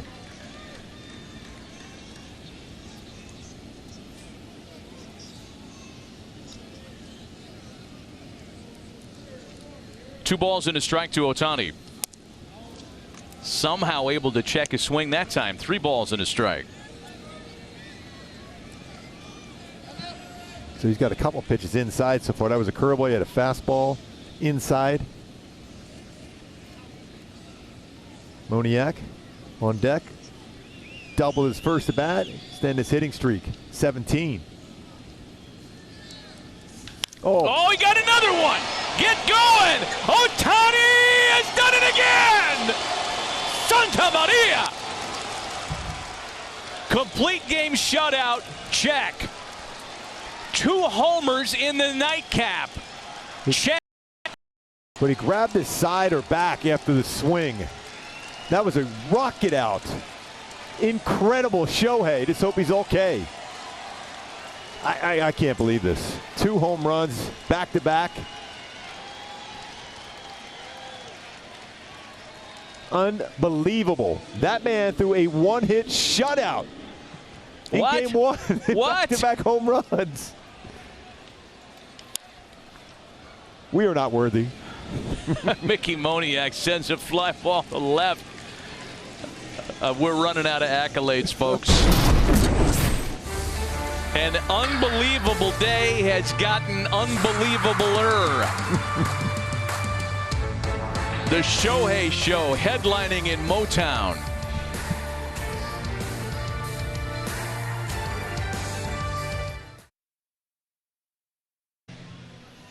(7-2) Angels after Shohei Ohtani's second homer in as many at-bats here in the nightcap. This on the heels of a complete game shutout in Game 1. We welcome you back to Comerica Park as Jake Rogers sends the first pitch from Patrick Sandoval out to right for out number 1. We do want to show you the homer again and the reaction that Shohei had to the swing where he appeared to grab his lower back. Well, that side area too. Or oblique, yeah. The stretch itself, you know, when you go 9 innings like he did in Game 1, amazing what he has done again. Just like that, the offense did respond right away with 2 more runs. Right back, took that 2 runs. The Tigers got it and said, you know, we can match that with 2 home runs. You know, he's back up to a 60 home run pace, and that's going to fuel all the conversation about potentially catching Aaron Judge's 62 homer season of last year, the American League record. And we're hoping that, you know, grabbing that oblique or side was just a function of a little tweak and nothing serious. We'll see if Shohei comes back for another plate appearance. He did go up the tunnel when the team came in. And we'll certainly keep our eyes on it as Miguel Cabrera digs in. A 1-0 count, now 2-0 the count to Miguel Cabrera. I mean, you'd be hard-pressed to think of a better day for a major leaguer. I can think of only one. And that was when Rick Wise threw a no-hitter and hit 2 homers. And you got to go back to 71 for that? Yes. That might be the only day a player has had a better 24 hours, a better day in baseball. Very close to with a 1-hit shutout in Game 1 and then 2 home runs here in Game 2. A no-hitter and 2 dingers wins. I mean, as brilliant as Shohei has been today, that's pretty tough. That's ridiculous, right? That is tough. But a very close 1A is what Shohei has done on this day, this afternoon in Detroit. 3-1 to Cabrera's fouled away. Cabrera singled on a 3-2 pitch against Sandoval in the second. So that baseball off the bat for Shohei, and again, he complete game went basically 117 miles per hour. How do you create that bat speed like that? And to the deepest part of the park, too.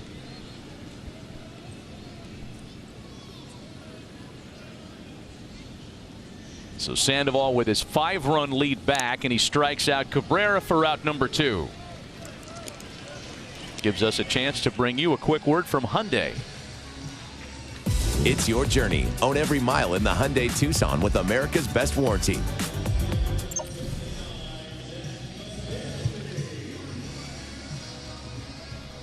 Here's Zach McKinstry now with 2 gone. McKinstry led off on Tuesday, led off the opener in this doubleheader, batting 8th here in the nightcap. Slow breaking ball makes it a ball and no strikes. As we mentioned earlier, these are 2 of only 5 games across Major League Baseball today. Travel day / day off for the rest of the league, and all the action starting a little bit later on tonight.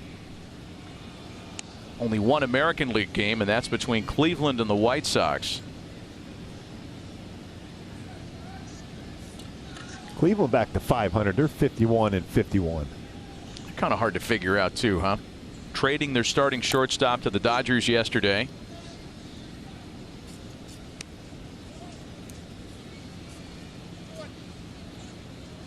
Two balls and a strike to Zach McKinstry. Shane Bieber going to be out for a bit. They needed another starting pitcher. Noah Syndergaard goes to the Guardians.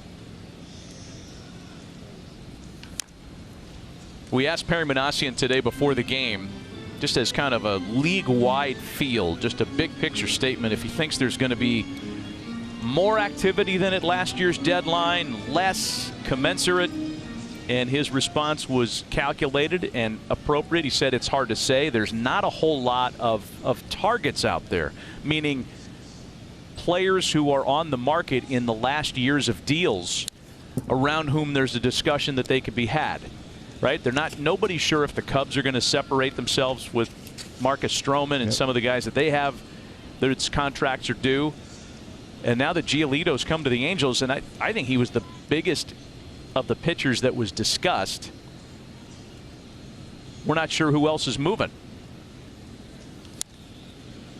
I mean, that's a big pickup. Giolito is a really, really good pitcher. Gives you a lot of innings, gives you a chance to win every single time he takes the mound. He's been on a stretch now, 7 of his last 9 starts, 2 earned runs or fewer during the stretch. 2 balls and 2 strikes, the count to the former Dodger Zach McKinstry. And that's out to left field.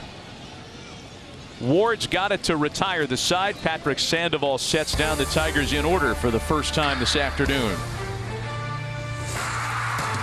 Giolito, local lad, returns home, born in Santa Monica, attended Harvard-Westlake High School. By the way, that was an unbelievable program. Still is. 6th in the Cy Young Award voting in 2019 and threw a no-hitter back in August 25th, 2020.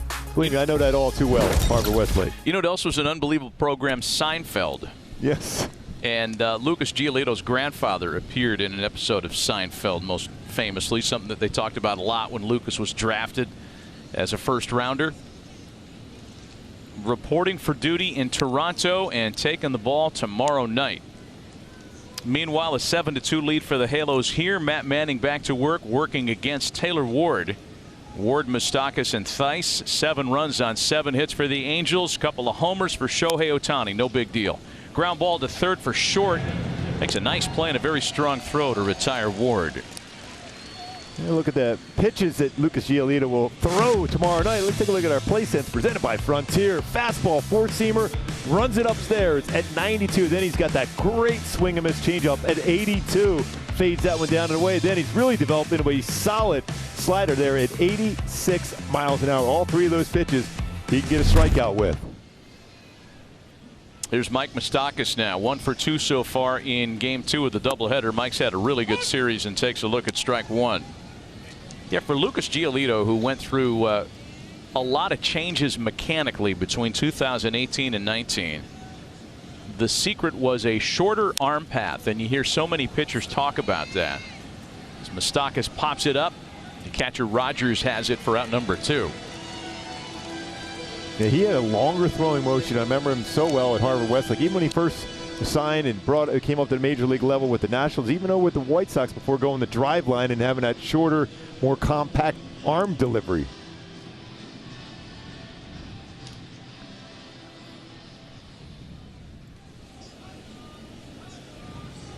Here's Matt Theis now with 2 gone. On the first pitch, Matty wraps it out to second base for Andy Ibanez, and it's a 1-2-3 fifth for Matt Manning. Still 7-2 Angels.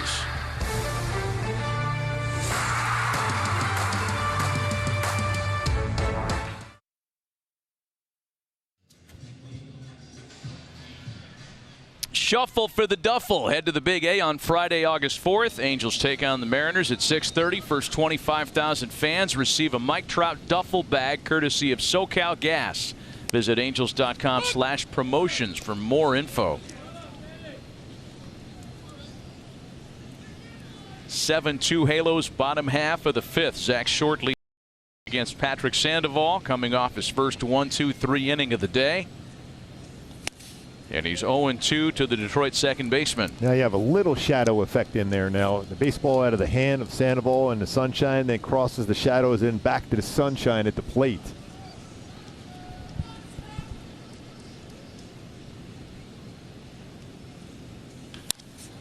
And on an 0-2 pitch, a base hit into center field. Zach Short's 2 for 2 today. Leadoff hitters aboard, and time for a quick word from Jack in the Box. Yo, Jack, that a baked brownie in my munchie meal? You know it, Snoop. Say less. Patrick Sandoval at 94 pitches as he goes to work on Matt Vierling. He'd love to get Patrick through the 5 to get to the required number for a decision today. And again, it's a full fresh bullpen. Day off yesterday because of the rain. 2 additional bullpen arms available.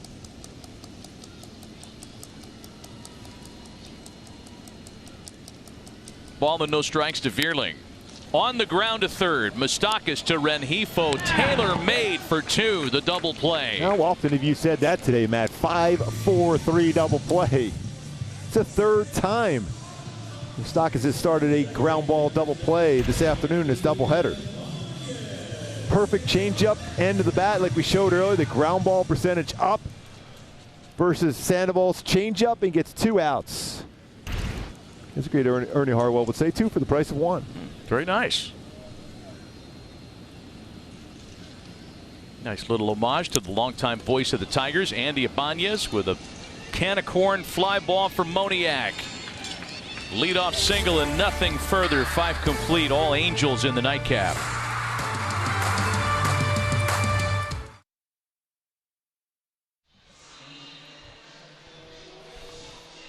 Back for the top of the 6th inning, and a pitching change for the Tigers. Matt Manning gone after 5. He leaves having yielded the 7 runs. And here in the top of the 6th inning, it's going to be Renfroe, Escobar, and Rengifo against Trey Wingenter on the mound for the Tigers. And I guess we can safely assume that Shohei's done for the day, because he has been scratched off for Michael Stefanik as the DH. And if we get any word as to his status again after that 2nd home run, kind of grabbed his oblique, grabbed his back, we're hoping just as a precaution that Shohei has been taken out of the game today. I don't know what else he could prove. Complete game shutout win in the opener, 2 homers in the nightcap. Unbelievable. But you see, Shohei will do that on occasion, because, you know, especially because he swings so hard. He just went 9 innings in game 1. It's 0-2 to Hunter Renfroe from Trey Wingenter. Wingenter's fastball, average fastball, 95.7. Also throw a slider. Oh, get up and go. Hunter Renfroe is alive and well.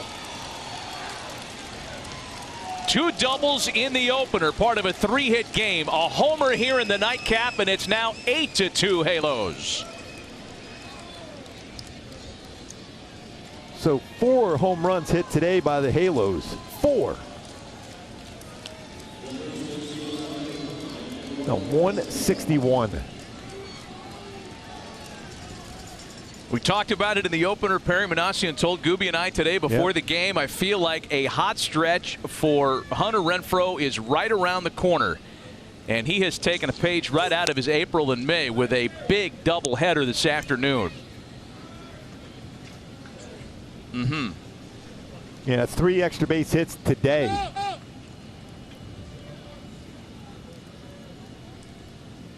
Wow, 4 home runs for the Halos. 4.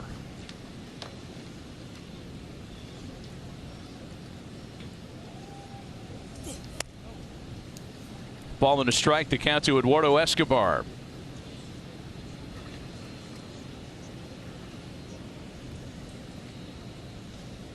Eight runs on 8 hits here in the nightcap. And Escobar sends a high fly ball out to left. That one's carrying McKinstry all the way to the track. Makes the catch shy of it. And that's out number 1. That just spins that slider right on the inner half. And Hunter Renfroe, again, we're starting to see better swings against breaking balls for Renfroe. Granted, that's one of those ones that back up on a pitcher. It's one of those ones you want to crush. But it's good to see him stay back on that and hit it that far.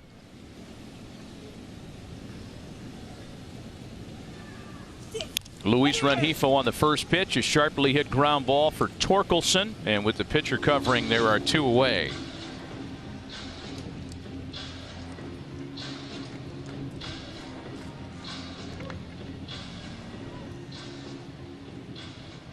There's the homer club right there. Yes. Taylor Ward's go, you know what? I had 2 home runs in the first game. And then Shohei is just right around the corner saying, well, I had 2 home runs today. Oh, yeah, by the way, I threw a 1-hit shutout game 1. There's so much for the ball not traveling at Comerica Park.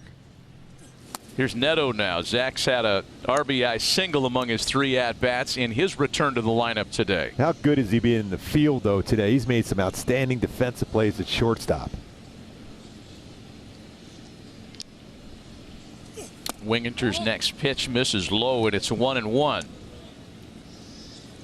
Like Michael Stefanik there in the on-deck circle. You got to feel pretty good about yourself there, don't you? Pinch hitting for Shohei. That's something to tell the kids about someday. Hey, you know Shohei Ohtani, greatest player to ever live, 2-time AL MVP. I pinch hit for him. Yeah. Yes. They wanted my bat in there instead of his. Yeah.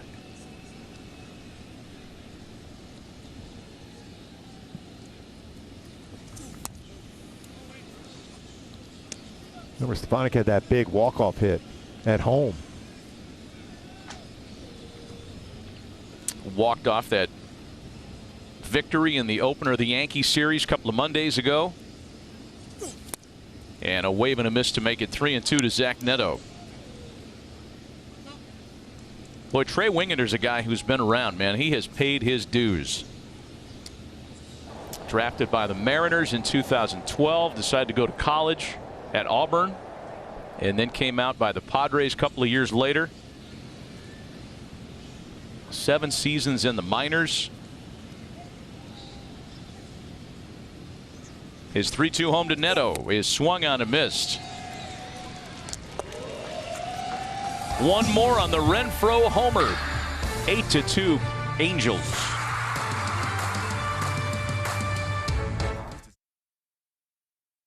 Brought to you by Hyundai. It's your journey. Own every mile in a brand new Hyundai. By the OC Healthcare Agency. Build your healthiest self at angels.ocnavigator.org. And by your local Southern California Cadillac dealers. The Angels took their Cadillac out for a ride today, and his name is Shohei Ohtani.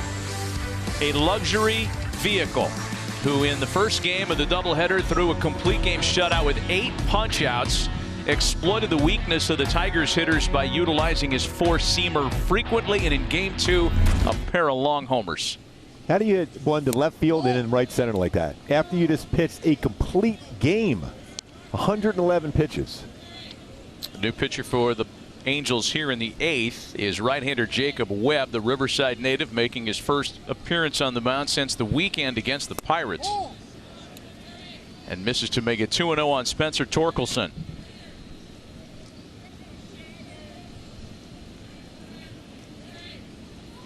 Off to Toronto from here.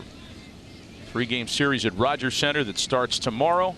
Lucas Giolito making his Angels debut tomorrow night. It's 3 balls and no strikes on Torkelson.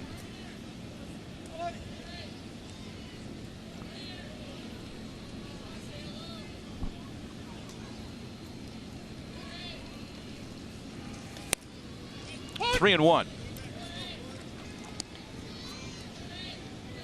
Go right back at him, challenge him with a fastball here.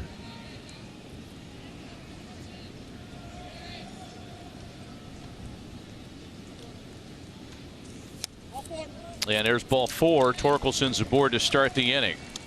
Time for this afternoon's Carl's Cam replay, and for it we go back to this date in 2011 and Irvin Santana's day of destiny, the 9th no-hitter in Angels franchise history. I remember that one well. Peter Bourne just running down that last L for Irvin Santana. And no-no, 2011.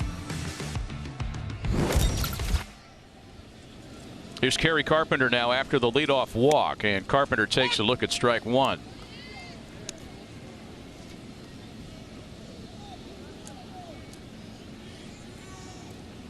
One of the now 320 no-hitters in Major League Baseball history, and that includes the dreaded combined no-hitter.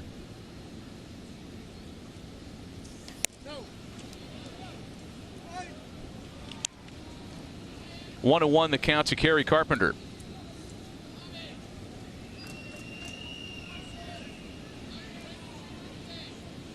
Only one last year.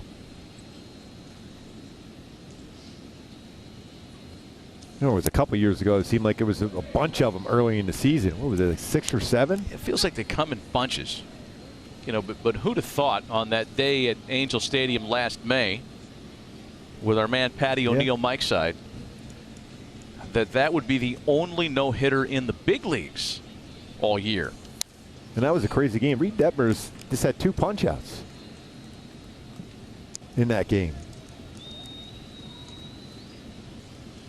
If you count the combined no-hitter by the Tigers that we talked about in July, there have been 2 this year. That was a perfect game, too. Oh. What a play by Neto again. You've got to be kidding me with him. My goodness. His range is unreal.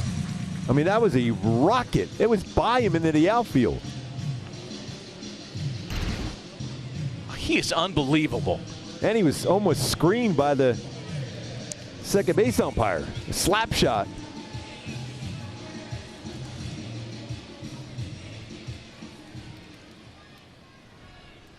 What a play. All day long for Neto. Here's Javi Baez now. 1 out, 1 on another highlight reel play by the Angels rookie shortstop. His movements are so fluid and effortless. I mean, you almost, it's like he's made out of sinew and rubber bands. Waving a miss by Baez. And his instincts are incredible, especially for a young player that's really had minimal amount of professional at-bats and professional plays in the field, let alone in the major leagues. 0-2 to Baez is fouled away. And we talked about this earlier on a play that he bobbled for a moment. He keeps his composure like he's a guy that's been out there for 20 years. You'd think he's Omar Vizquel. I mean, that's I think a common trait of the great ones, right? Yep. They know they're that good. I don't have to panic. And a called strike 3 taken by Baez. While we're on the topic, how about our T-Mobile coverage cam covering the great defensive work by the rookie shortstop Zach Neto. I mean, to dive for that baseball, lose the handle, but still no panic whatsoever to still get a double play. Up the middle, under control, knows he's going to get that force out at second. And that play right there, I'll tell you, that last one was unreal. I mean, that was a rocket. Here's the catcher Jake Rogers now trying to pick up his career best 9-game hitting streak. 0 for his first 2. Yeah, Neto has been terrific again today. First game activity in a while after the cranky back had him on the sidelines. 0-1 the count to Jake Rogers. Swing and a drive, pretty well hit out to left. Ward measuring off the fence with room to retire the side. On to the 7th. 8-2 Angels.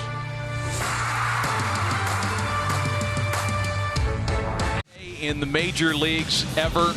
Yeah, it was Rick Wise, June 23rd, 1971, threw a no-hitter against the Cincinnati Reds and hit 2 homers. And as good as Shohei Ohtani's doubleheader has been today, I think you got to tip the cap to Rick Wise. By the way, what number was he? Was he number 24?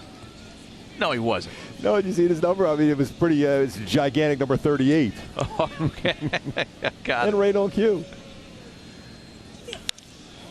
Pinch hitting for Shohei Ohtani is Michael Stefanik. You might want to write that down because I'm not sure how many times that'll be said. And Michael flies to center field to open things in the 7th. What a day it's been for Shohei Ohtani. If you're just kind of landing on us today, in the first game of the doubleheader, 8 strikeouts. He did not allow a man past second base, and only one guy got that far. And then in the nightcap of the doubleheader, he has hit 2 homers before being removed from the game. We're hoping just because of precautionary measures. And in fact, I think Erica has an update on his status. Erica? Yeah, he was removed from today's game due to cramping. That's why he's no longer in this game. We'll find out more after today, or after this game, I should say, on Angels Live. He was removed due to cramping. Okay. And you know, there's a possibility. Obviously, you think that's because of going 9 innings. It's a warm afternoon. You have 2 incredibly hard, firm swings. You hit a mile, 2 home runs. By the way, the first player in history throw a one-hit shutout in the game one and then homer to second game. I mean, that's unreal. How many times we say the first time in history with Shohei? I know. Almost feel like you should have that queued up for any time you talk about him. First player to fill in the blank. Yeah, or that's his whole name. Shohei, first time in history, Ohtani. 3 balls and a strike to Mickey Moniak. Trey Wingeter came into the ball game in the 6th. Promptly yielded the home run to Renfroe. With 1 out here, he walks Moniak. And it gives us a chance to bring you a quick word from Kia.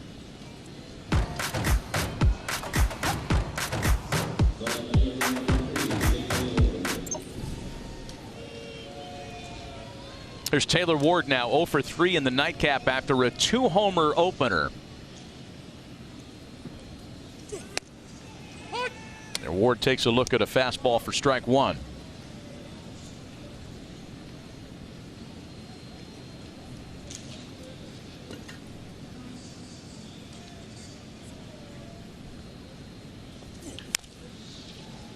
Oh, and 2 the count to Taylor Ward.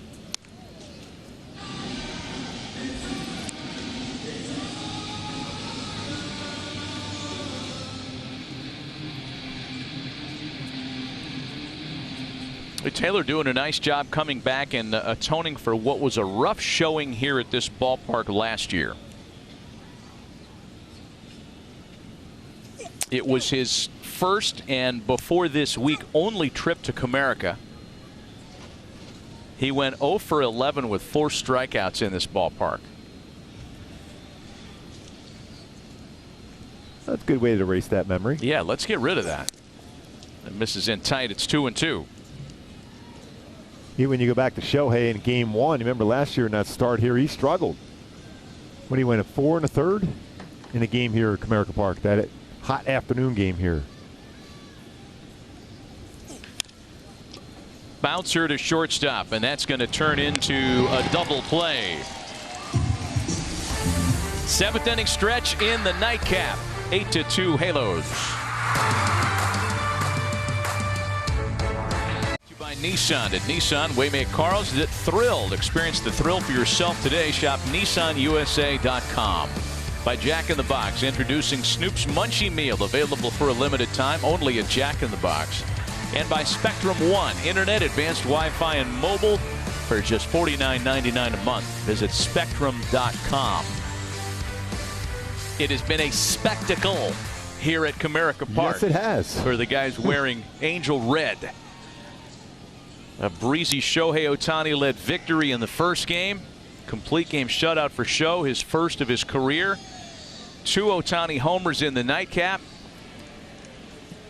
2 by guys not named Ohtani. And an 8-2 lead here in game 2. Miguel Cabrera leading things off in the Tigers half of the 7th. And that one's bounced to third. Luis Rengifo has taken over for Mike Moustakas at third base. And there is 1 gone for the new Angels pitcher, Gerardo Reyes. Stocks was so good at third base this entire day. Swung the bat very, very well. Rengifo there now. Velasquez at second. So some changes to hopefully get Phil Nevin and the Angels through the rest of this day. On the plane and off to Toronto healthy. 1 gone for Zach McKinstry. Yeah, as much as you didn't want to have that rain out yesterday, that gives you a little bit of a breather because this is going to be a stretch for a lot of games in a row against some really good teams coming up. You got Toronto coming up for 3 and then Atlanta down there in that warm weather down there in Atlanta. I'm sure it'll be nice and comfortable. Atlanta in late July. Yikes. Where the tea is sweet and the pit stains are bright. That is a 2 t-shirt town, my friend. Yeah. Man. Well, we can't get away with saying that's a dry heat down there like we do back home. Oh, no.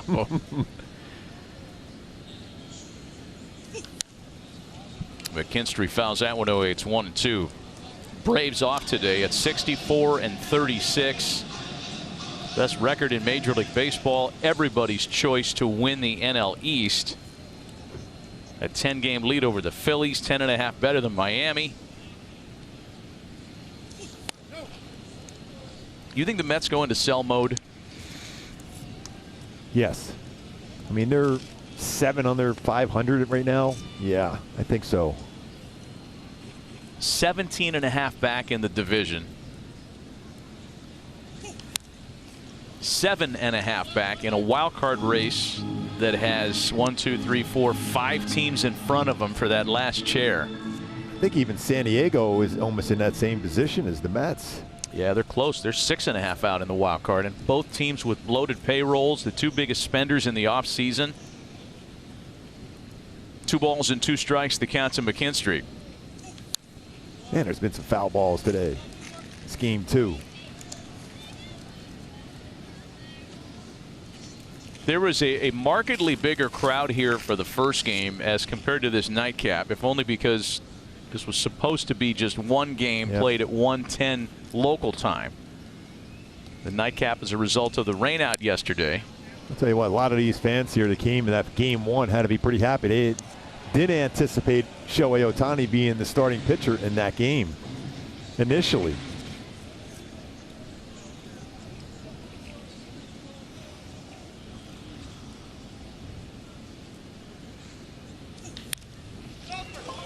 Just past the dive of Escobar up into the right field corner. And McKinstry is into second with a 1-out double. Well, we go back to Patrick Sandoval. Solid. He had a lot of long at-bats, but a solid 5 innings today. Just a couple earned runs allowed. Baseball just by glove. Eduardo Escobar at first base.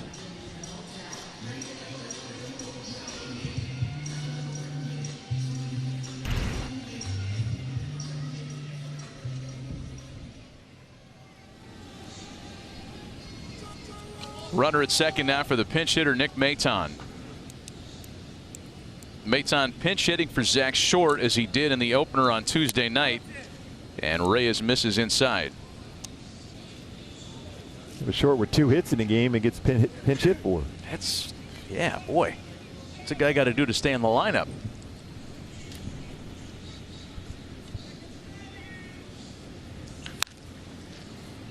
One ball and 1 strike to the former Philly. That's an interesting team at the deadline. Phillies have one of the wild card seats for the moment, but Arizona and Miami are just a half game back of that spot. Yeah, that is a real close race over in the National League with the Giants in there too.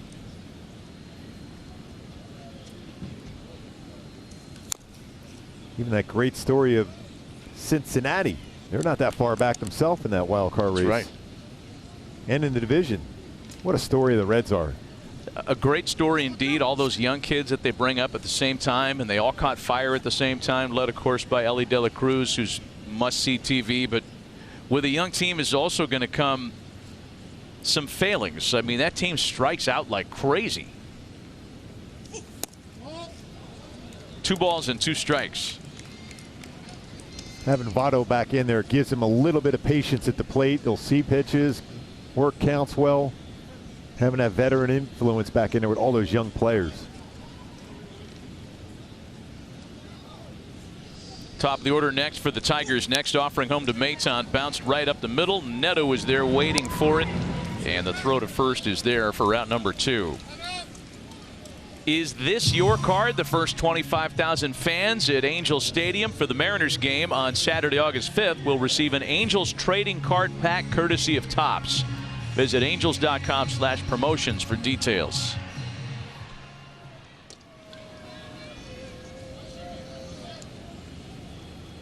Here's Vierling now with 2 away. And he takes a strike. 2-out runner at third in a 6-run game. 8-2 Angels in the late stages of game 2 of our doubleheader.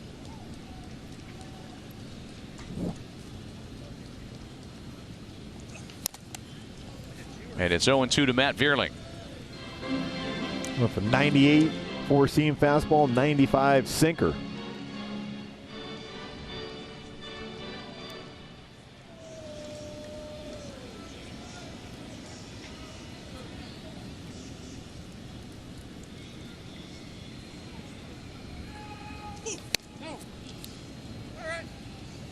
You know, if this score holds and the Angels do take both, the career wins number 99, and this would be career managerial win number 100 for Phil Nevin today.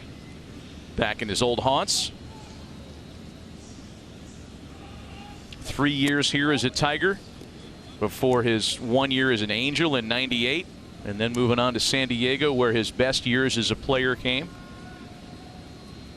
So crazy. He was a 1-1 himself. That's right. You think Phil will want the baseball from this one today? I don't know that he's that kind of guy. No. Chopper to short for Neto. Oh, who mishandles it. And that cost the Angels a run.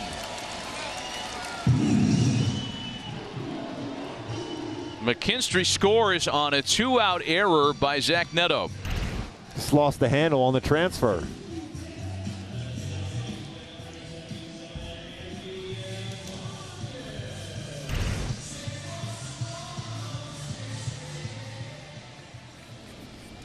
And 8-3 Angels lead. And now Andy Ibanez.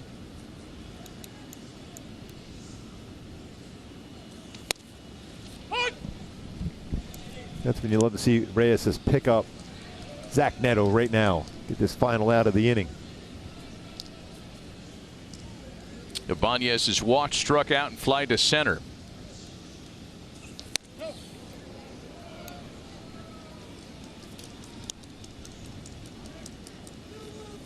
I don't know that Phil kept any mementos from his playing career. He was an all-star player. Milestone homer balls, or he's not a superstitious or sentimental guy, better stated. Over the middle, a chance for Velasquez on a tough chance. Throw to first is not in time.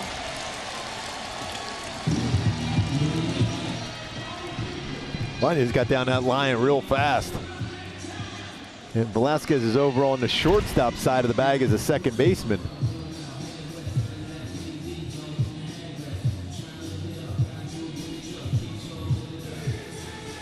Tough play trying to change directions on the throw, and now Matt Wise is going to come out and chat with Reyes. And it's first and second with a run in and 2 away for Spencer Torkelson. Gives us a chance to bring you a quick word from Land Rover.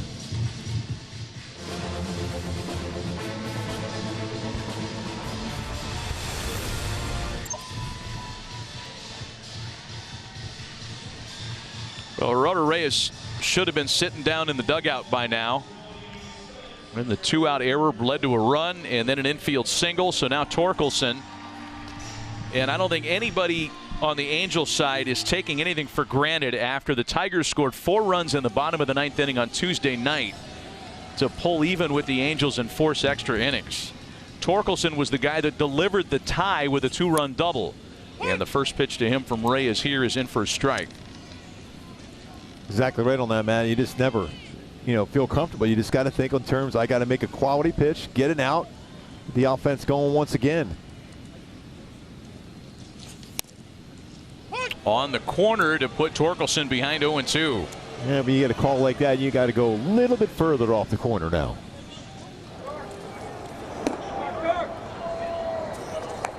It's Aaron Loop up in the bullpen for the Angels. Perhaps getting ready for Kerry Carpenter, who would bat next. A bouncing ball to third. Rengifo will do it himself, and that'll wrap up the home 7th. 8-3 Angels. Special place for Halo skipper Phil Nevin after he was traded here. Hit his first career home run here in the city of the Tigers, the Motor City. He especially was emotional about it, talking about it last year in his first return back here as a manager. Made sure that he made to stop by his old haunts and take his old route to the ballpark. Looks a little different, and he made the most of his time here in Michigan. This was yesterday, taking advantage of the rainout, although he had it planned before the game got postponed. He went for a visit in Ann Arbor. That is equipment manager for Michigan, Gary Hazlitt. That is the same equipment manager that Phil had when he was playing football back in Fullerton. So they're good friends, kept in touch. He's also friends with Jim Harbaugh, had a chance to visit with him as well. Phil loves to keep in touch with all kinds of head coaches across all different leagues. So Detroit and Michigan, a very special place for the Angel skipper. Chasen Shreve, the new pitcher for the Tigers. Erica, before you go on that, I know that Erica had good advice for Phil on his visit out to Ann Arbor and said wear khakis. They go over big up there. Did you know if he wore the khakis or not? I don't think he has that in his wardrobe, or at least he didn't pack it. I can't be sure, though, but I'm pretty sure. Okay. I would imagine that the equipment manager had a couple pair he could have flipped to him. He's a good guy. I'm sure he had, a pair for Phil, just in case. Ball and 2 strikes to count to Andrew Velasquez, leading things off in the 8th. By the way, how about that home run hit at the old Tiger Stadium? That's over the 415 sign, the second deck. That's a long, long way for Nev. What an engineering folly that place was. Yes. With the second deck that hung over the outfield in right.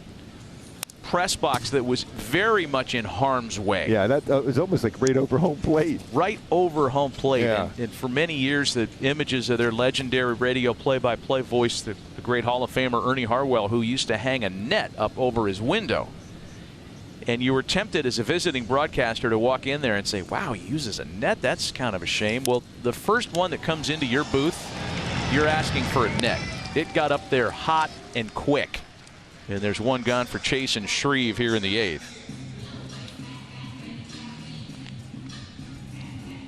One of the nicest guys ever.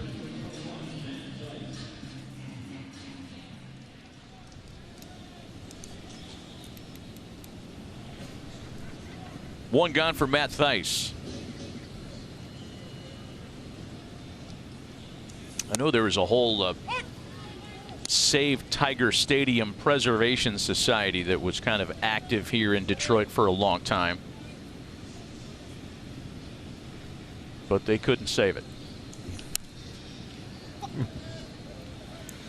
That was probably me saying, don't do that. Oh, you wanted it gone, huh? Yeah. Yeah. Not a lot of great memories.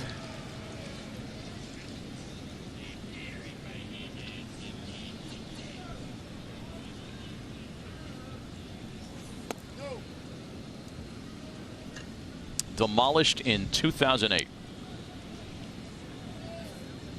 Ball and 2 strikes to count to Matt Thaiss.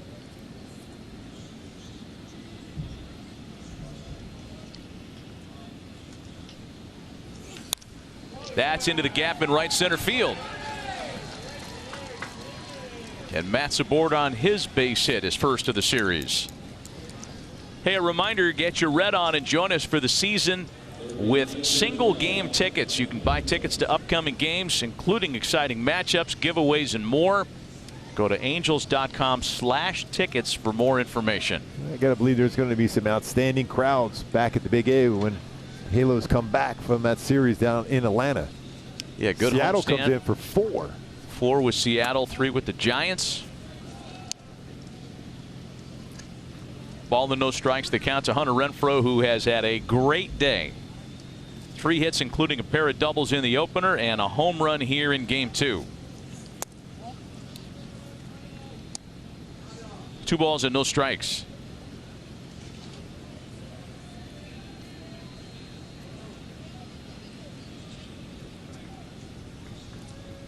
I know they had an online auction when they tore down Old Tiger Stadium. Try to make a couple of bucks by selling seats, little chunks of the ballpark that you could own for yourself. I got a seat from the old Comiskey Park in Chicago. Really? Yes. How much that cost you? Just a few dollars. But you had to buy it, right? Oh, yeah. Wasn't a freebie? No. No, it's still in my office at home. 3 balls and a strike to count to Hunter Renfroe. Full count now. If you have an office or a man cave, like a home garage office, I get it, but it's not the kind of thing that goes into the the tea room. You don't want to have it in your kitchen? Just hang out? I don't know that would go over real well in my house. I know that when they tore down County Stadium in Milwaukee, they had an online auction and they printed a brochure for it. And the folks that wrote the brochure with a great sense of humor had a little descriptive paragraph about each item that the fans could buy. Here's the 3-2 first of all to Renfroe. And among the things you could purchase was the toilet from the manager's office.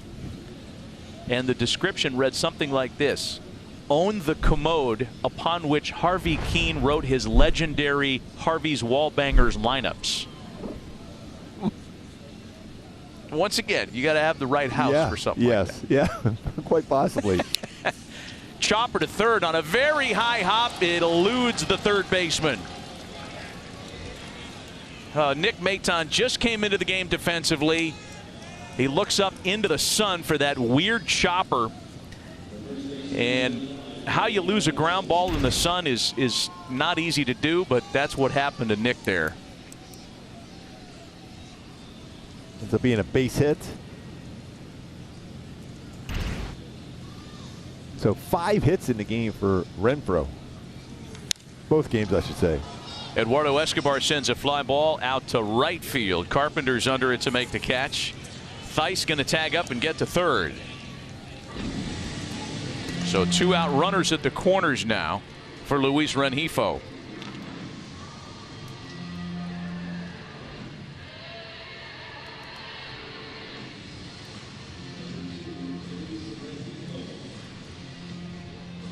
By the way, just looking ahead to that series against Toronto, they're going to be facing some tough pitching. Kevin Gausman, Alek Manoah, although he's pitching a little bit better, he's had a tough season. Jose Barrios, too, so it's a tough one.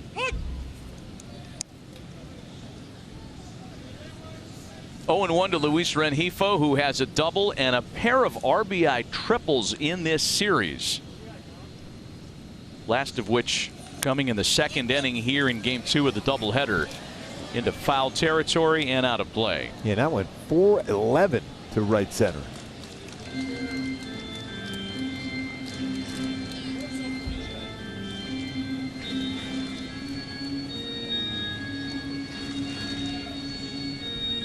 So the 2024 schedule's out, right? Yep. Do you recall when the Angels come here next year? Is it summer? Let me check on you. Well, let's hope, because April's in Detroit. Yeah, it is a summer trip. August. Yes, end of August.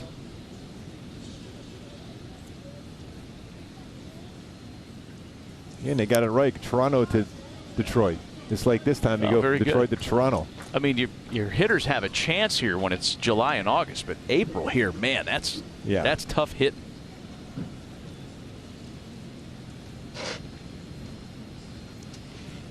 Ball and 2 strikes, the count to Luis Rengifo.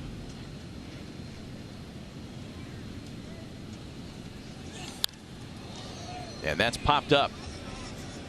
Carpenter in right to retire the side 2 left stranded. We head to the home half of the 8th. Angels on top by 5.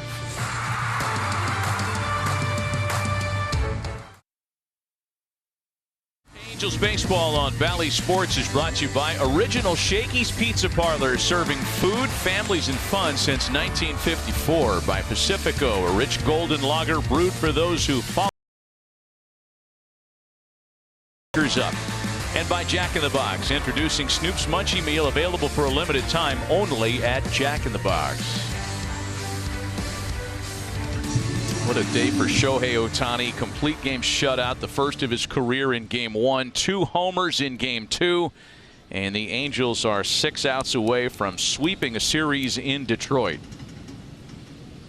By the way, that's the 16th multi-home run game of Shohei's career. 4th this season for Shohei. Generous roster rules around Major League doubleheaders, allowing for an additional player, and that additional player has gotten into the game. Right-hander Zach Weiss pitches here in the bottom of the 8th. He faces Kerry Carpenter, Javi Baez, and Jake Rogers.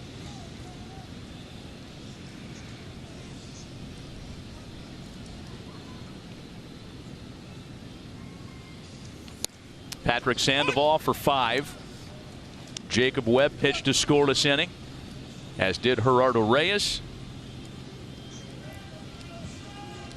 That 1 run against Reyes unearned, so we'll call it scoreless in terms of the earned run category. And there's a sharply hit ground ball for Velasquez, and there's 1 away.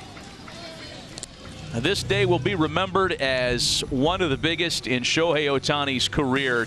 He's responsible for our Arco top-tier plays of the day. Yeah, 111 pitches, just one hit allowed, 8 punch-outs, first career shutout, and then his second at bat of the game in Game 2, lines it out to left field, and then it's a mammoth home run, 435, exit velocity of 116.9 miles per hour for his second home run. And Javi Baez is hit by the pitch.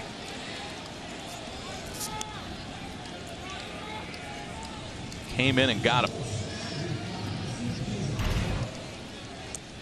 That was a backup slider.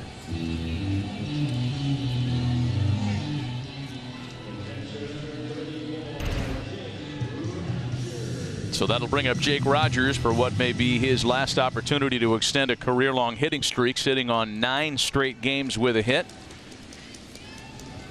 5 homers for the Angels today to run their American League leading total to 160. But since the All-Star break, the Angels' 24 homers leads all of Major League Baseball. 78 runs scored since the All-Star break. Yep.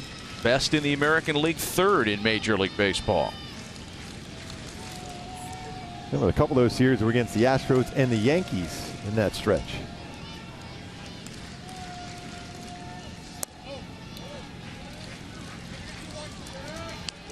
And ironically, those are 2 of the teams that the Angels are trying to run down in the wild card race. Holding on in this league, getting a little bit closer to the Yankees now. To be caught up to them as far as wins. A win today shaves another half game off the deficit in that wild card pursuit. And the Angels would go to bed 3 back of Toronto with a chance head-to-head against the Jays starting tomorrow. The place where the Angels have played well at. You got to take care of business here first, though. 4-pitch walk to Jake Rogers. There is an up-to-the-minute look at the wild card standings in the American League. Rays, Astros, and Blue Jays have the 3 chairs as it stands for the moment. How crazy to think of the Rays as the top wild card team, how good they were for such a long period of time running away with the AL East. But Baltimore, wow. Timing's everything, man. You'd rather finish strong than start strong. You got Aaron Loup back up in the Angels bullpen for a second time. And I would imagine the leash is not going to be too much longer here. Especially after getting up hot twice now. It's a left-handed hitter due up next, but first it's Miguel Cabrera, first and second, and 1 gone.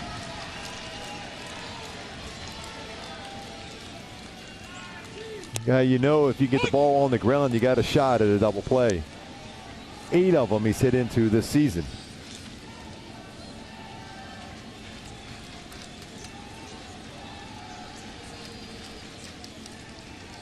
First on the active games played list. First on the active hits list.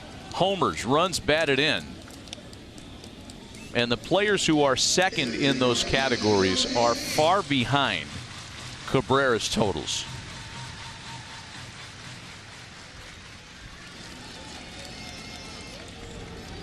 Joey Votto's next on the active hit list, and he's about 1,000 behind Cabrera. Late that time, a swing and a miss, and Cabrera goes down on 3 pitches.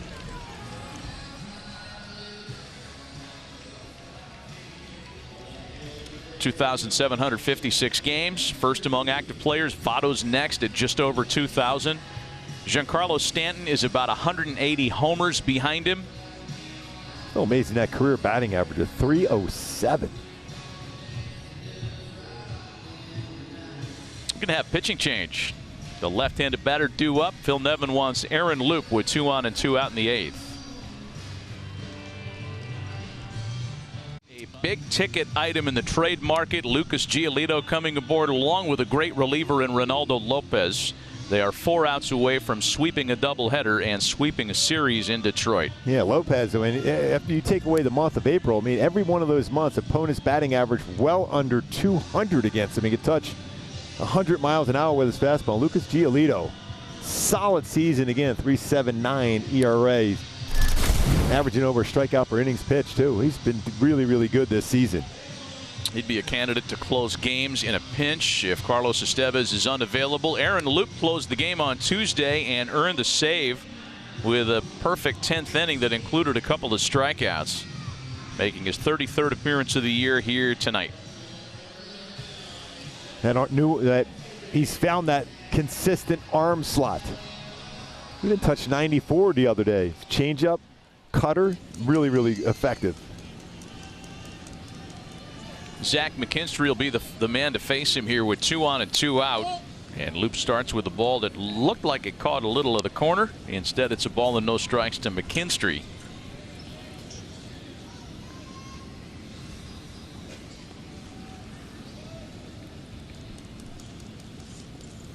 One-0 pitch is in for a strike.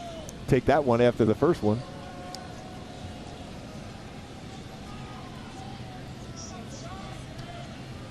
One ball and 1 strike to McKinstry, who has just 2 hits in the series, a 2 for 11 set against the Angels. Loop's next pitch is fouled away. Erica has a little bit more on the Angels left-hander. Well, we talked to him after the game the other night, the big crazy extra innings win that they were able to secure. He said he loves pitching in those situations, but we asked him what's been the biggest difference for him since he came back from the IL back in May with that hamstring injury. He was very honest. He said, well, I'm not as fat. That's literally what he said. I'm not making it up. He said when he went on the IL, he stepped on the scale, didn't like the number that was looking back at him. So he's not sure how much, if much, weight was lost. It was more gaining muscle for him, and he actually was straight from the gym talking to us coming out of that ball game the other night when he was able to secure the win. I mean, who among us has been happy when we stepped on a scale? I feel you there, Aaron. Ball and 2 strikes to count from Loup to McKinstry. Not often where we were both couldn't find quite the words there. I know. All I could do was relate to him.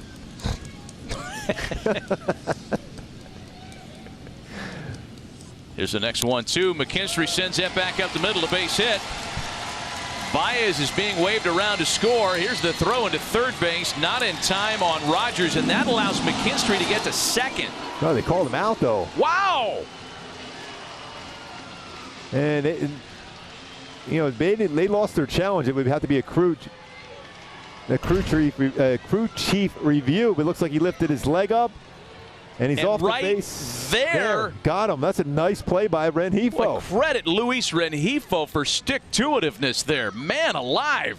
Rogers trying to wrap around. He's clearly out. I mean, it is a crew chief. Crew chief review of the out at third base.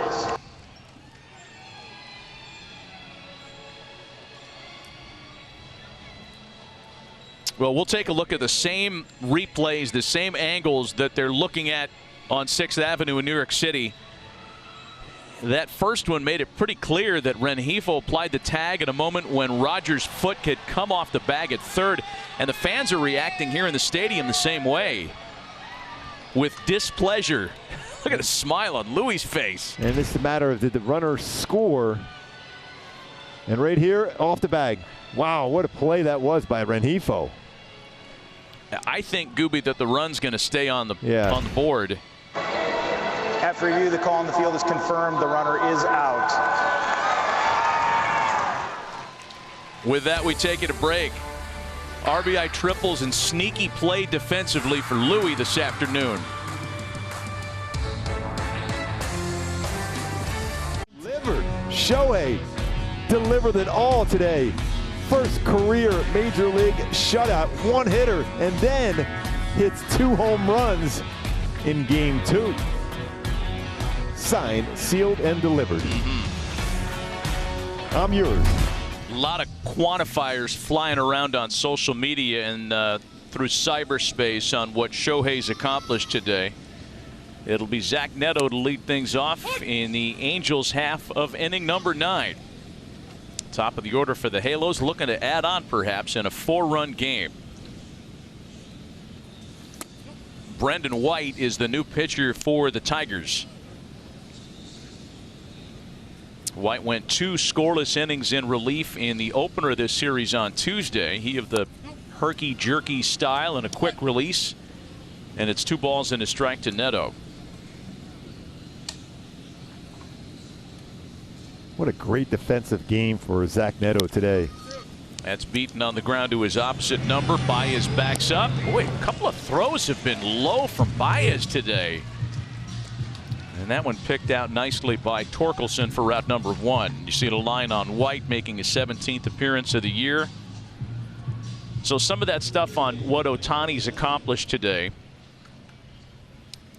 The first player in Major League history to pitch a shutout in Game 1 of a doubleheader and hit even 1 home run in Game 2. And Shohei added another homer, so the first player ever to do that.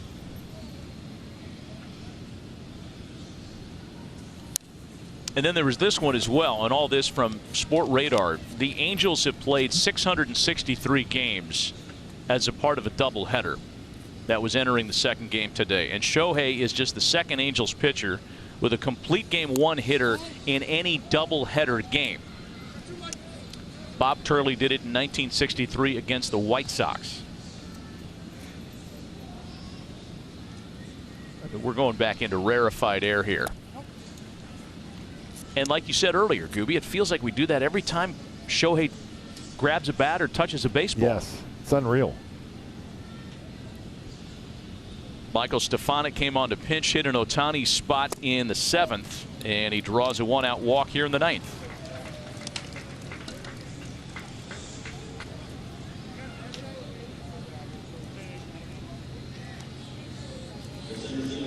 One on, 1 out against Brendan White in inning number 9, and that'll give Mickey Moniak another chance. Mickey Moniak picks up an assist on that throw to Rengifo to finish off the last inning. Mickey takes a strike.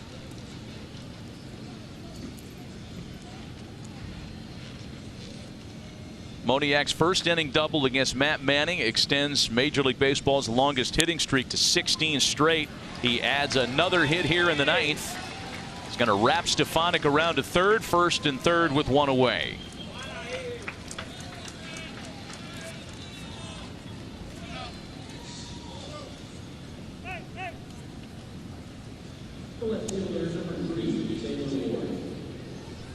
Gives Taylor Ward an opportunity to pick up an RBI after a huge first game. 17-game hit streak for Moniak.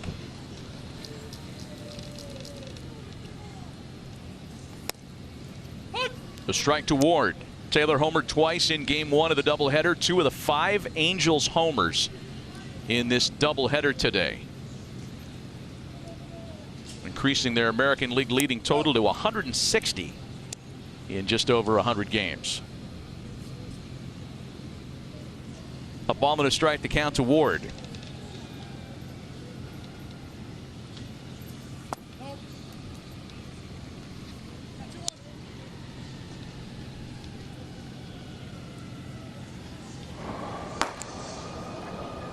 The new guy's up.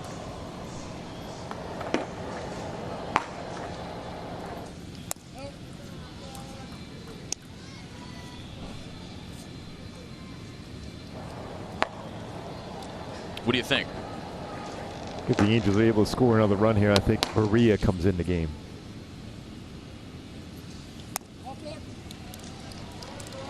It's going to load the bases. You probably couldn't ask for a better, you know, here's your new team. Here's the ball with a big lead for Ronaldo Lopez. Yep. But I see what you're saying. He's more of a higher leverage guy, and maybe you want to keep him fresh for the Toronto series. Yep. He just got here today, just got off a plane. And that's going to be a major battle up there in Toronto.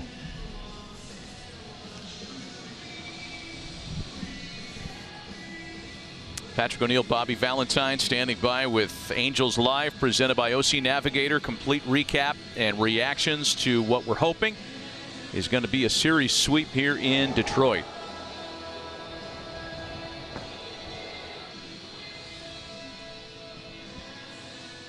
Andrew Velasquez, the batter, with the bases loaded and only 1 away.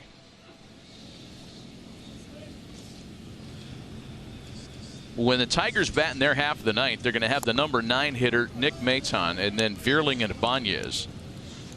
Keep in mind, coming into this series against the Tigers, they've been playing pretty good baseball. They were 8-4. That's right. They had some real momentum coming out of the break. They'd been pitching well. 0-2 the count to Velasquez.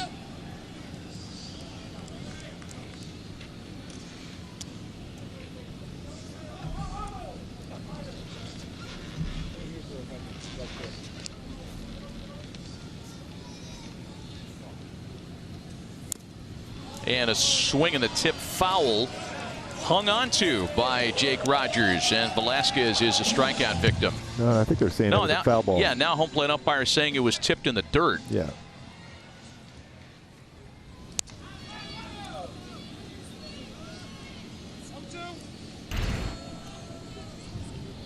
You can definitely see that baseball hit the dirt. Yeah, first call was strikeout, and then never mind. Ooh, man, White just missed there. Oh. 2 balls and no strikes. Check that. 1 ball and 2 strikes. We'll get it right.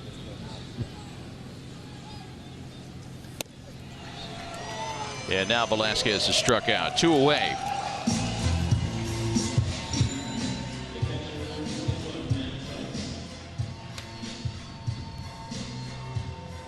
That nice last at bat, lined a single to center field.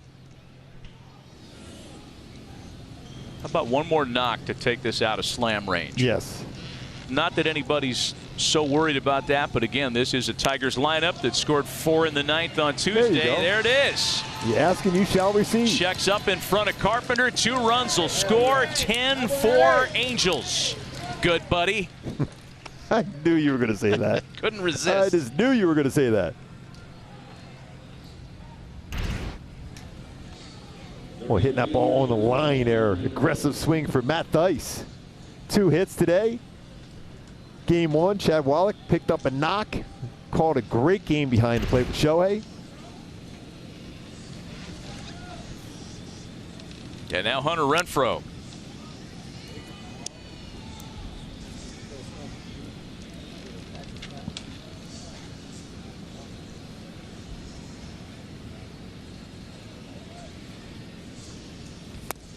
Oh, and 2 the count to Renfroe, who again has had a great day. 3 hits, including 2 doubles in game 1, 2 hits, including a homer in game 2. Getting hot right when you need them, especially when you're going to Toronto. Got a whole Jerry Reed theme going on here. When you're hot, you're hot. 10-4, good buddy. Stay hot, Matty V. Yeah.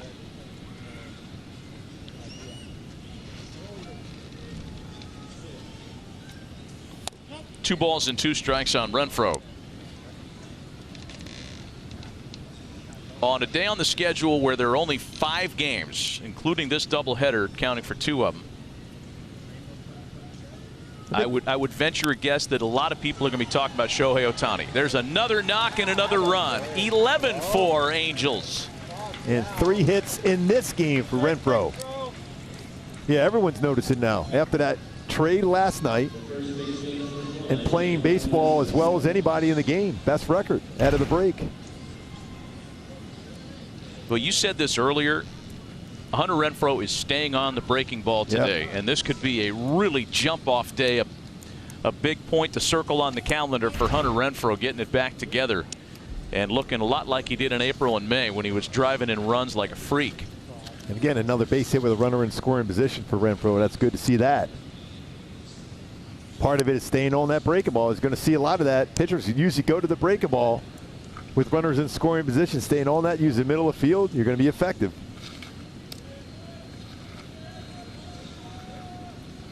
Eduardo Escobar, his homer today. Solo shot that came to lead off the 4th.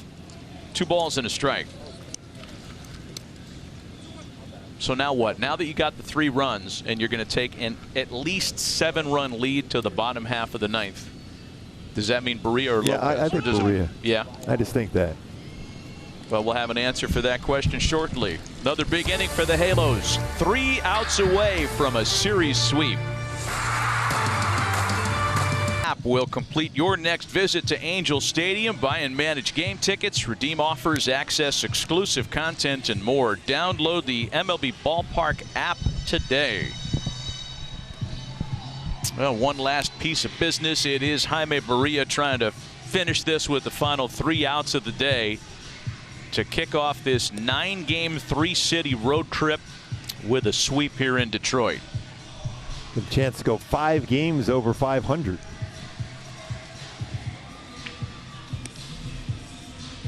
Jaime making his 22nd appearance of the year. Last time out Saturday against the Pirates, retired all 6 he faced. He'll get Nick Maton and then Fierling and Ibanez in the Tigers' half of the 9th.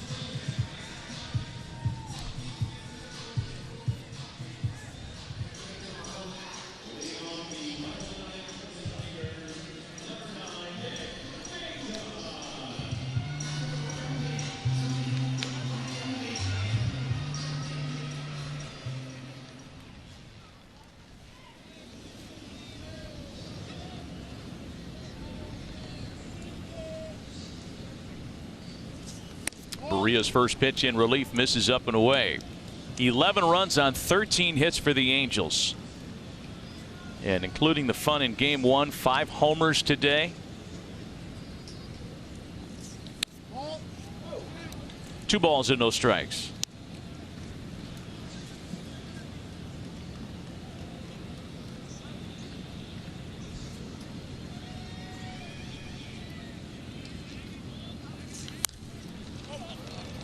Popped up, and it's Theis watching it drift out of play. Oh, man. You know, when the adult boxes a foul ball and then it bounces to a kid, it's almost like the universe putting it in the right hands. That's how it should have gone. Yes.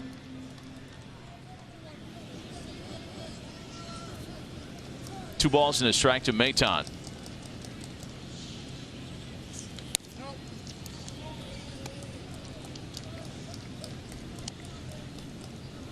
Maton entered as a pinch hitter in the 7th. You almost feel like A.J. Hinch plays that second base position in a pure platoon based on the handedness of the starter, and there's ball 4.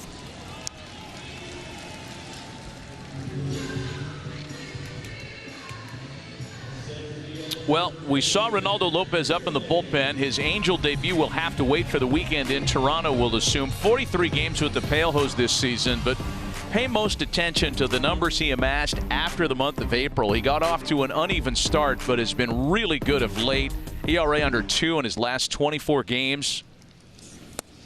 Opponent's batting average, which is among the lowest in the American League since May 24th. Yeah, 148. I mean, that is a long period of time. And understand that every team in a race is looking for relief help. Every single team. That's a bouncer for Rengifo, could be 2. Relay back to first, and the Angels get them both. Detroit down to their final out tonight. That is the 4th 5-4-3 double play turn in this doubleheader for the Angels.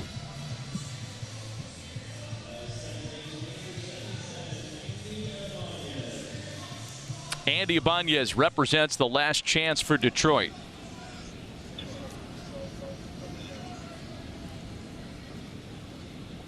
Could not have scripted a better beginning to a potentially season-defining road trip. Everything going as planned. Pitching solid. The offense has been great. Getting guys back. Getting guys close to being back, too. You might see Brandon Drury at some point, potentially up in Toronto or Atlanta.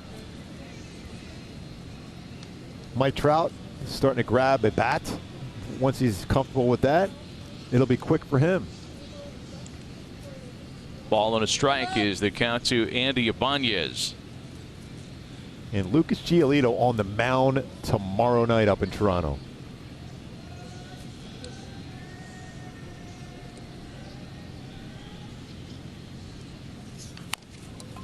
A chopper over the mound. Velasquez to wrap up the day and wrap up the series. The Angels sweep 3 in Detroit after claiming game 2 of the doubleheader, an 11-4 win in the nightcap. Yeah, it is a great game and series so far, and back-to-back games for Hunter Renfroe with 7 total hits.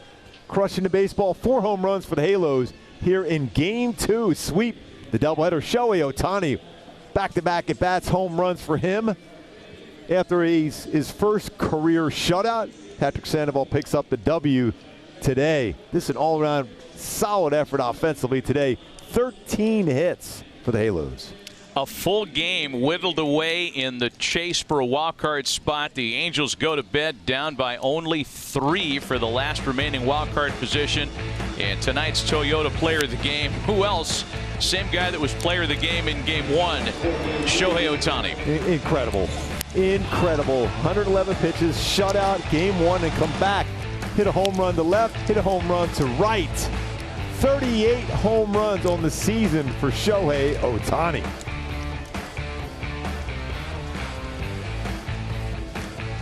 He's pretty good, I think, man. I think it's going to work out for him here.